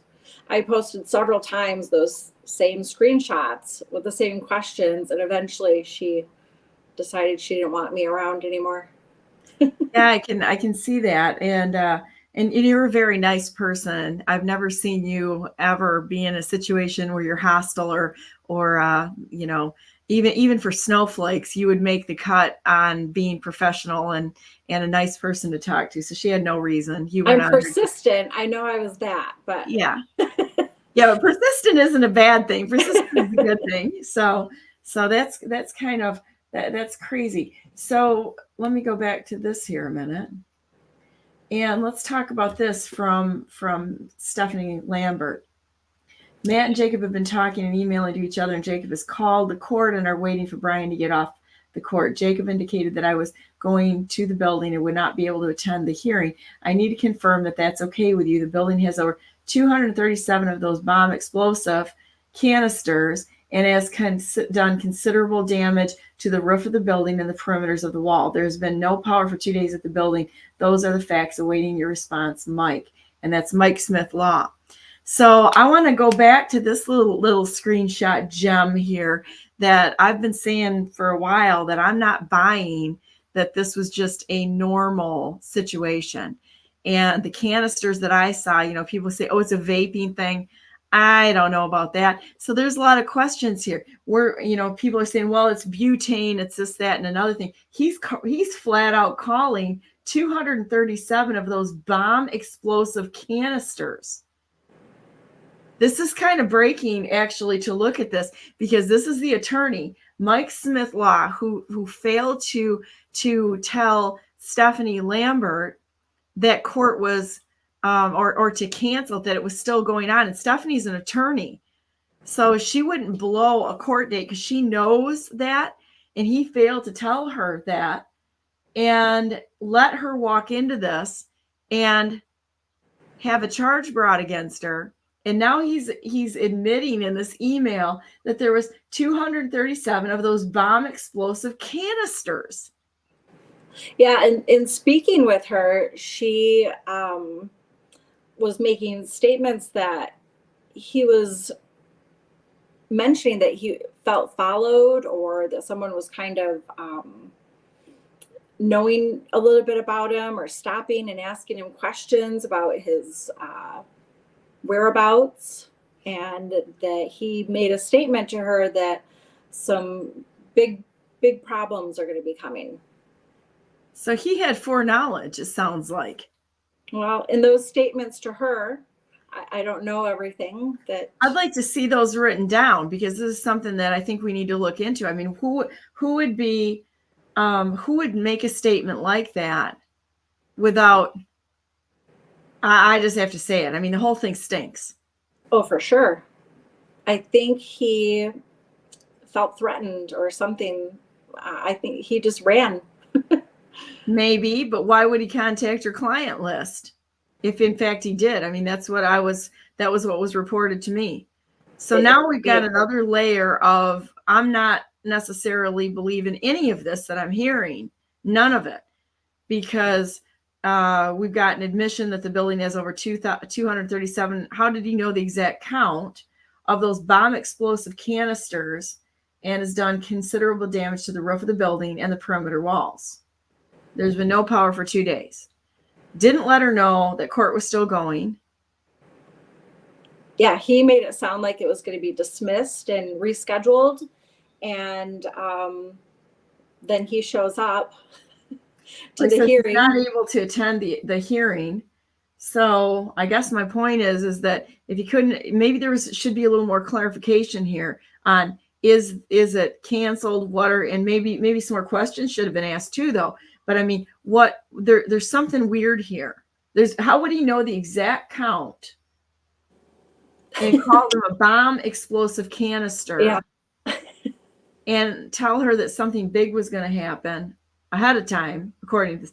I think there needs to be some investigation into this. I'm a little curious on all this. Yes. Who can do that though? And why were there? Yeah, I can say whatever I want because I don't work for anyone. I'm just an American out there that is not going to shut up on these issues and say, I want to know, was there a pallet on the roof with the files? I hadn't heard that. I don't know to speak to that. I don't know anything about it. I want to know. See, I've got a lot of people around the world that I talk to. Everybody's just like, how does Brandenburg know this? Because there's honest people out there that know that, there's not a chance, there's not a snowball's chance in hell I would ever give up a source. I don't know. I forgot, not a chance. At this point in time, I don't recall,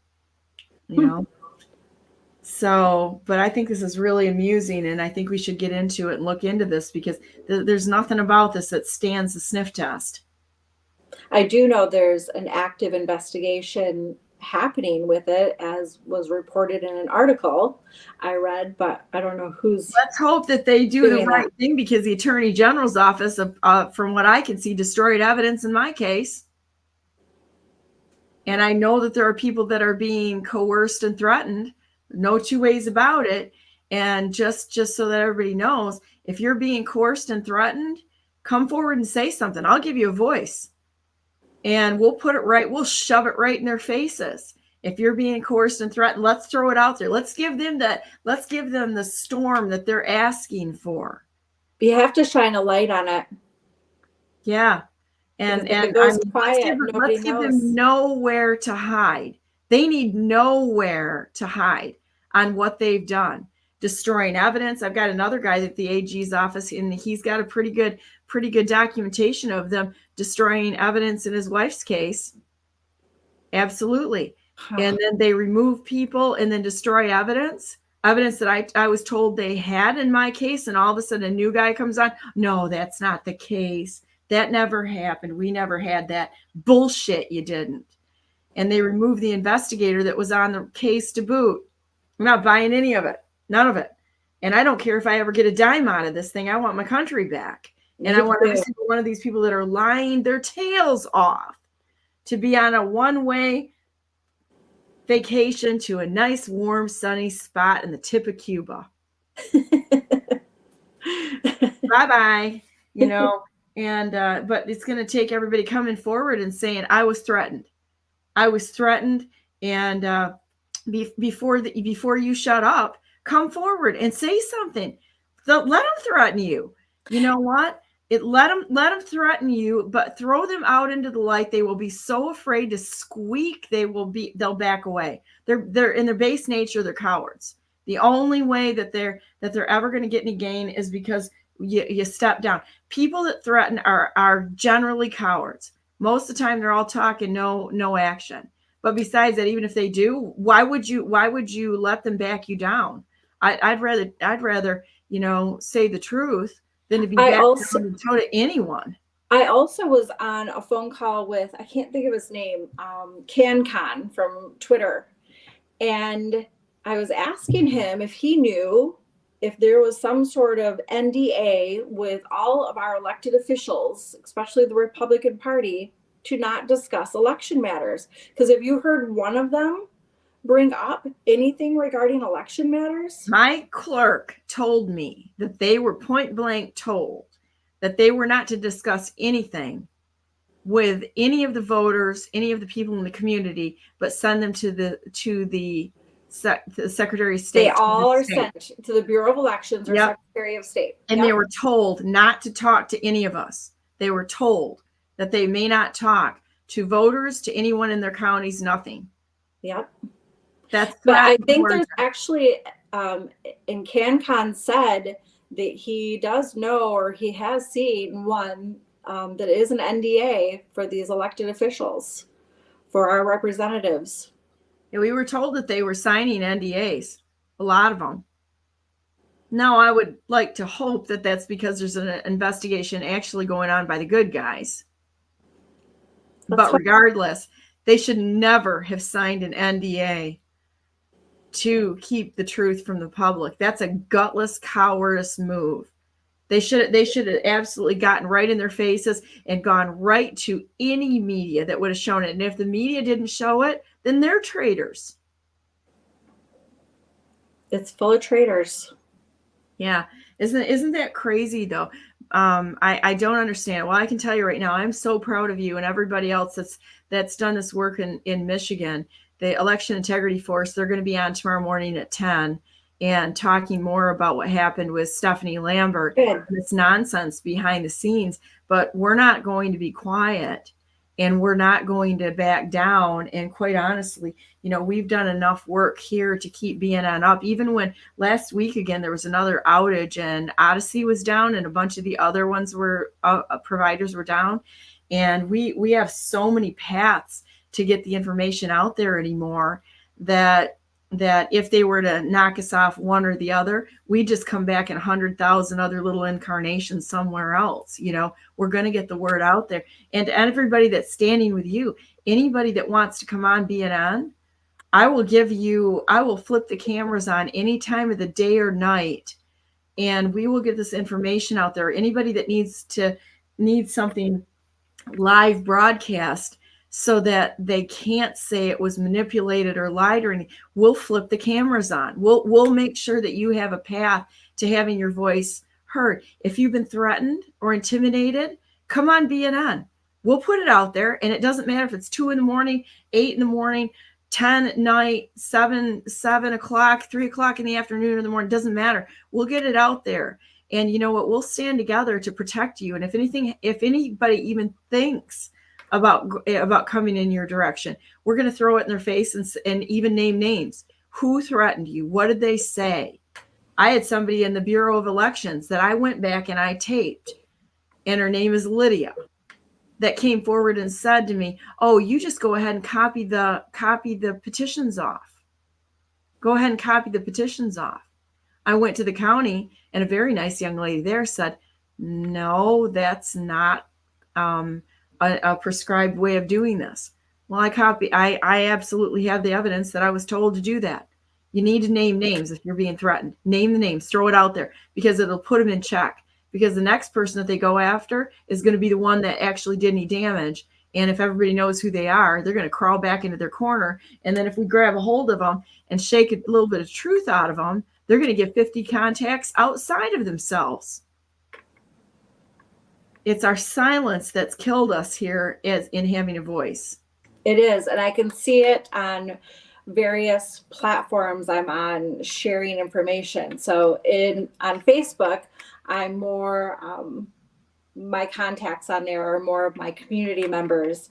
And when I blast anybody on there locally for not doing their job properly or not following the law or exposing that they have multiple voter ID numbers, the community attacks me. Yes. For that.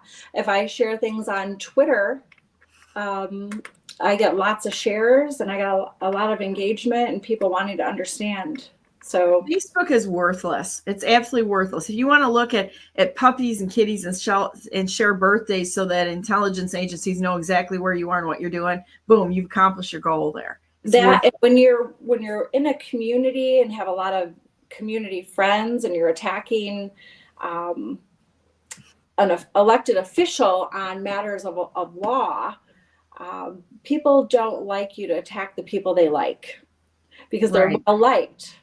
These people are viewed as good people in the community, and when you're attacking their job performance, they don't like it. Right. Just because you know somebody doesn't mean they're a good person. And conversely, you go into the political parties and all they're doing is attacking everybody. Somebody's attacking one, but it's all a popularity contest. They never quote the law. I've never once in any of these chats, I take that back. Stephanie Wheeler Bethany Wheeler calls out the law. So there's another gal named Maggie that's out there. She quotes the law. There's a couple of them that actually quote the law that I really appreciate these people a lot. But we had this issue in Isabella County last summer, and I know you're aware of this, when we were trying to bring this matter to the forefront with our prosecutor and our clerk and our sheriff, and we did a protest against our elected officials not following the law. And our Republican Party here really shot us down and didn't support us, and made us feel like we were doing something wrong here. Yeah, I was there at one of I don't know if it was that particular one, but that one I was there for that. Yes. And it was kind of crazy. But the political parties, like what I see from the political party activity, it's, oh, I like this one, I like that one. It's like reading a Tiger Beat magazine for 16-year-olds, but they're not quoting the law. When somebody's broken the law, whether it's your brother or somebody else, your responsibility is to correct it and to say and to call it out. Like I've been talking about Pete Hoekstra. Pete Hoekstra was voted in. He committed treason by signing the Patriot Act. All right. Now, I don't expect everybody to be perfect. However, and I will work with anybody if they realize and they say, I made a mistake and this is how we're going to correct it. Okay, we can play ball with that. Okay. If people are going to make a mistake, but then they have to correct the mistakes that they've made. But you don't just brush it under the rug. Fess up to it. Fess up to it and say, you know what? We were living at a different time. We were afraid. We wanted to protect everybody. Our knee-jerk reaction was not appropriate. But because of that, we felt threatened and we felt like we needed to protect people. I can be okay with somebody that says that. And then this is what I'm going to do to correct those actions. And I want everybody to know that. I'm okay with that. I mean, if they correct their actions, that's fine, because they have the right, and we have the right to inform them, and then they have the processes to correct their actions. And everyone makes mistakes, Yeah. It's more respectful for people to call it out and be like, hey, we thought this way then, and now we realize that we've taken away people's rights, their First Amendment rights, and we're going to rectify that now. Yeah, and that's what the Constitution prescribes. You go to them and you instruct your public functionaries into what they're supposed to do, and they have an opportunity to correct those ills.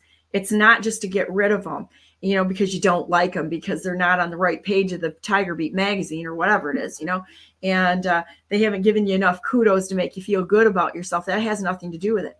We need people who are more interested in running the country, doing the right thing lawfully, than have anybody like them.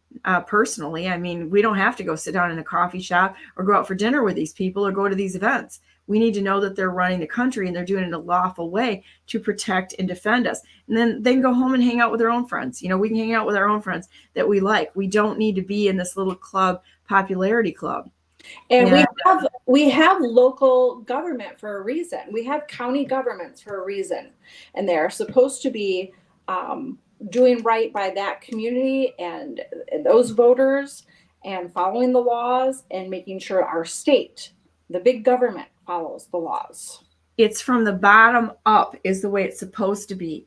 It's supposed to be we the people instruct our public functionaries at the local level who instruct them on up instead of all of these rules and dictates coming from the top down.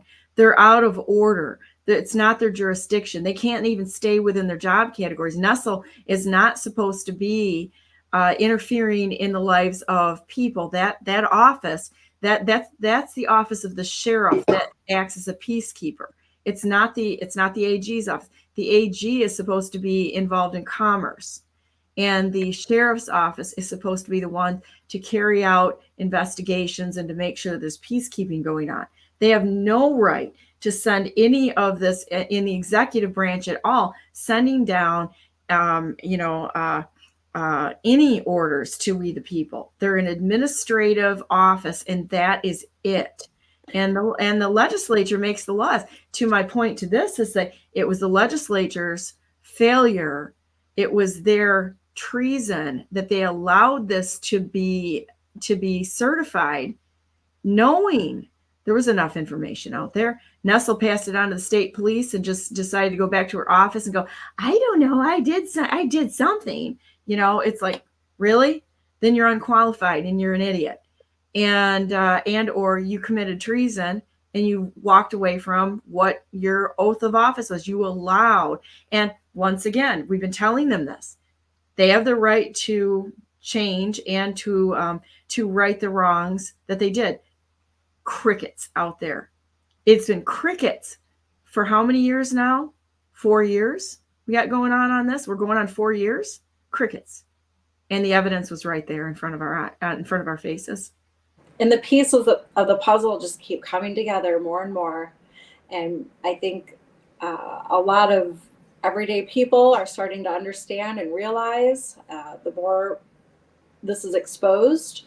And thank goodness for people like Stephanie Lambert and Darlie for dropping all those files the other day that everybody can pick through. And your posts on Twitter. So I had a grudge match against Twitter because I got nuked off the same day all the Flynns did. And I didn't really trust it. I'm like, I'm going to sit back and watch and see if this thing actually performs or not, because I'm not going to waste my time on another failed system. And I don't care who's behind it. So I finally decided to get back on Twitter again and get past my grudge match on it. And I've been watching your tweets. And I got to say, I am very honored and grateful for you and very honored to stand with you. You tell the truth. And you put it right out there, and you're very to the point.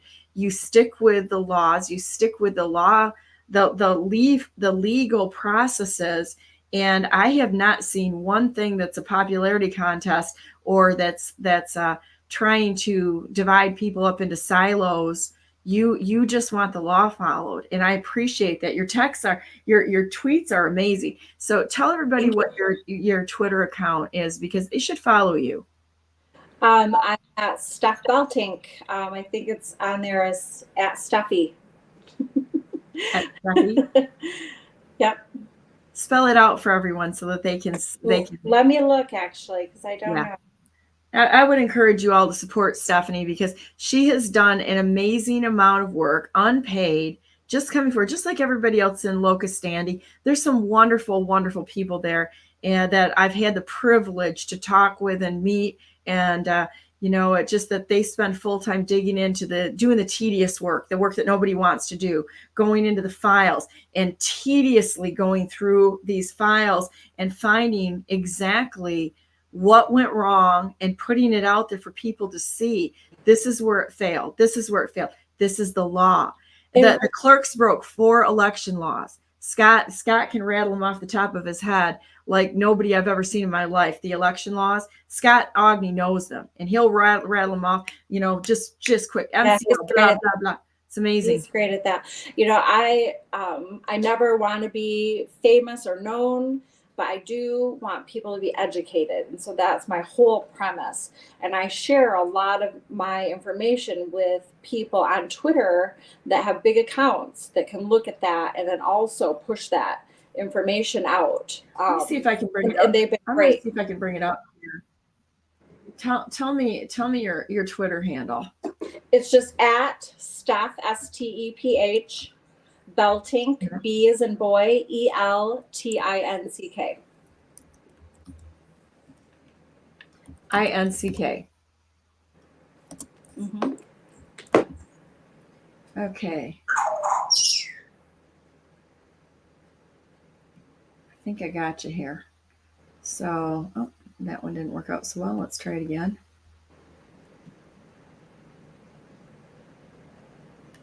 Here we go. And I think this is important. I don't have the feed on this computer, so I can't just go right down your posts. I don't think. I'll try. How about this? How about we try it? I mean, I don't know. Yeah, this is all the way live works, which I think is amazing. It's just to be able to go on there and see. So here it is at Steph Beltinck. Yeah, I said it right, didn't I? Yeah, you said it right. Like tinking the glass. Yay. Like Beltinck. Yep. Yeah. So there's Steph's thing. Let's see if I can get in here. I'm going to see if they'll let me go to your constitutional is fantastic. And here you go. Let's see if it'll let me see your feed or not. Oh yeah, here we go. You want to show this? You want me to show this video? Well, it's a long video. People can view it there. It goes through exactly how our elections are infiltrated, I guess. It was a good broadcast. I think that was it Joel Altman that did that one? Yeah, I met him. He seems like an awful nice man. So Article 4, Section 4 of our Constitution requires a government to protect and defend our borders. If government does not, the Constitution, by virtue of the named part herein, authorizes the free citizens to defend themselves and their state in place of treasonous government. Note, in not defending our borders, government gives aid and comfort to hostile foreign invasion, and this under Article 3, Section 3 of the Constitution is properly labeled treason. And that goes right down into the townships. This is a township issue where they are absolutely giving aid and comfort to a hostile foreign invasion through our elections. And it's been proven in the state of Michigan beyond any shadow of a doubt with our elections and what we found out and what DAR dropped in all of the it is 2,000 pages, and I do see people are starting to pluck some of the info out of there and share it. So that's great. Macomb, Michigan prosecutor confirmed Dominion CEO lied under oath. The Macomb sheriff sent the perjury complaint to Lansing because John Paulus lied in Michigan. Lansing, Michigan. Lansing police think the perjury is a huge statewide matter, so they thought the AG should review it.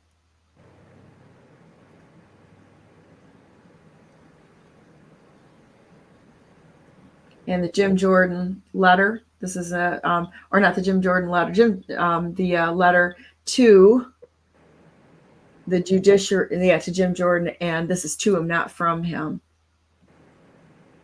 So there's a lot of information here, guys, and you're not going to find any of the stuff that we put out in fake stream media. You're not going to find this in the news. People always ask me, where do we go for good information?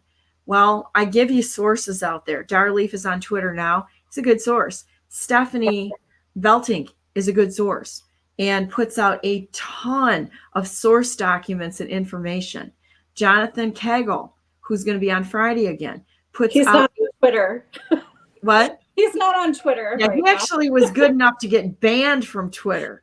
I mean, you want to talk about getting the highest honor in the world. He even got banned from the new X. Plethora of data for sure. He's on Truth Social though. But Social. I guess the point being is that these are all really good sources that you can follow. Election Integrity Force is amazing. Sandy Kiesel, Joanne Bacali, they are amazing. Not everybody in that organization I feel is I'm okay with, okay? Just so you know. But I stand with the organization because Sandy and Joanne are going to make sure that the right thing is done every single time. Every time. What's that? Every single time. I feel like those two ladies are unsung heroes, and they're going to be on tomorrow. And there's another Donna Brandenburg chip shot to information that if you follow them and support them, that's a great place for information. And I really am proud to stand with Sandy and Joanne. I think they're amazing. Scott Ogney, he's a wild man. I love this guy. He absolutely will not back down. He won't back down. Michael Butts, I think Michael is doing an amazing job. I had some questions about him when I first met him and I got to tell you, I had to apologize to him because I was so sick of everyone that were giving anyone any leeway for not, for understanding them. And I was like, hey, I've been immersed in this for how many years now, and I'm done with it. I'm totally done with it. And we collect a lot of great people, very smart, with dedicated backgrounds. And I got to tell you, I love Michael Butts. We've been talking and such, and I'm like, and I apologized to him. I said, I'm sorry for my hostilities for your point of view. And, I will correct my ways here, and let's start talking. I feel the same way with Pete Hoekstra. I'd like to talk with him. I'd like to hear a plan on how he's going to correct the Patriot Act and the damage that was done. How we're going to I'll work with anybody that wants to turn around and say sorry. And I hope people are the same way with me. If I'm wrong, I'll admit it, and we'll correct it. But I think the work that Michael Butts has done, and he's a very kind person. And there's all kinds of different people that have to come forward. Some of us are like savages, like myself and Scott. We're going to be savages, and hopefully there's going to be some nice people like you and Michael Butts that are going to help with the carnage after we go after them. I can't remember what township he was at, the township board meeting just last week, I think it was, and he made an offer of $100,000 to Michael did?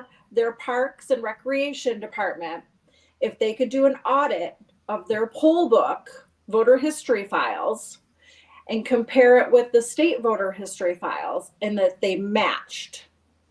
He made that pledge. Michael did? Wow, that's like really throwing it down. That's You're like, right. Wow, that is throwing it down. Yeah, I can't remember what township that was, but I thought that was excellent. And I kind of extended that out here too, because I know that they don't match. I know they don't match. So, well, give us exact wording on those things from you and Michael Butts, and I think we should put it out there and have everybody. The court case that we're putting together to go to the townships and demand that they remove the electronic machines. Yes. It all starts with that poll book. The tabulator is just a big calculator, but it's that poll book that has the nefarious software on it. Which is Eric. Yeah. Which is Jonathan Brader with his smug little smile that he sits up in front of everybody, twisting like a fourth grader on Red Bull in his chair. Yes. Well, listen, Donna, I have to run. I have another appointment coming up. Well, thanks for being on so much. I'll let it go because we'll let it go. Do you have time for saying a prayer right now? Sure do. Okay. Dear Heavenly Father, thank you so very much for Bill and Karen and Ralph and Stephanie and Scott Ogney and Joanne McCall and Sandy Kiesel and Michael Butts and all these wonderful people that have stood with them behind the scenes, not looking for their own glory, but looking for truth and justice and righteousness to be carried out on this land that you've given us.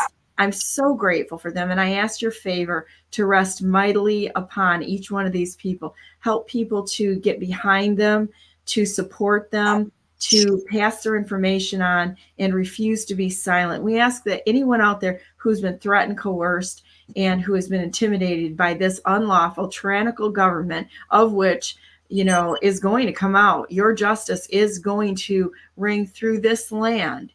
And the last one of them is going to give an account for their crimes and their things that they've done wrong. And we are grateful. We're grateful for your compassion. We're grateful for your mercy. And we're grateful for your justice when evil is trying to hurt your family and those that you love, the children of God, your children, your creation. And we're just grateful. We're grateful for being born at this time. What a great time to be alive. And the path that you've set in front of us, we wholeheartedly embrace that, knowing that you're before us, alongside of us, and behind us. You are making our path straight, and we are willing to follow you and do whatever it is that you ask us to do, regardless of the consequences that may result in doing the right thing. It's okay. We're willing to follow you because we trust you, and all your paths are good. We want to be a wonderful friend to you. You've been a great friend to us, and we love you. In the name of Jesus Christ, we pray. Amen. Amen. So with that said, go to BrandenburgForGovernor.com, because I'm the best non-conceder who has ever not conceded to these liars, cheats, and thieves. And with that said, God bless you. God bless all those whom you love, and God bless America. Make it a great day. Starts mentally tough. You know what? This gal is tough. She is tough. And give her a follow on Twitter, and say your Twitter handle again. It's at StephBeltinck.com. Or not .com. At StephBeltinck. Sorry. I'll put it right here. At Steph Beltinck. Yes. StephBeltinck. I'd love to see at least a couple hundred followers hit her account today, and jump in the arena and help everybody, and let her know how much you love her, because she's doing a great job. So have a great day, and we love you. Sandy Kiesel, and I think Joanne Bacall is going to be on from Election Integrity Force. I love these ladies, as well as Professor Clements from the Professor's Record. I know him, and from any of you that are wanting to do the popularity contest and get on teams, forget it. I know General Flynn, and I know the professor. He stayed with us when he was here, and we're going to let everybody talk, and we're going to stop this right cancel culture that's going on. Let's listen to people and hear what they have to say and work together. Have a great day. Thank you.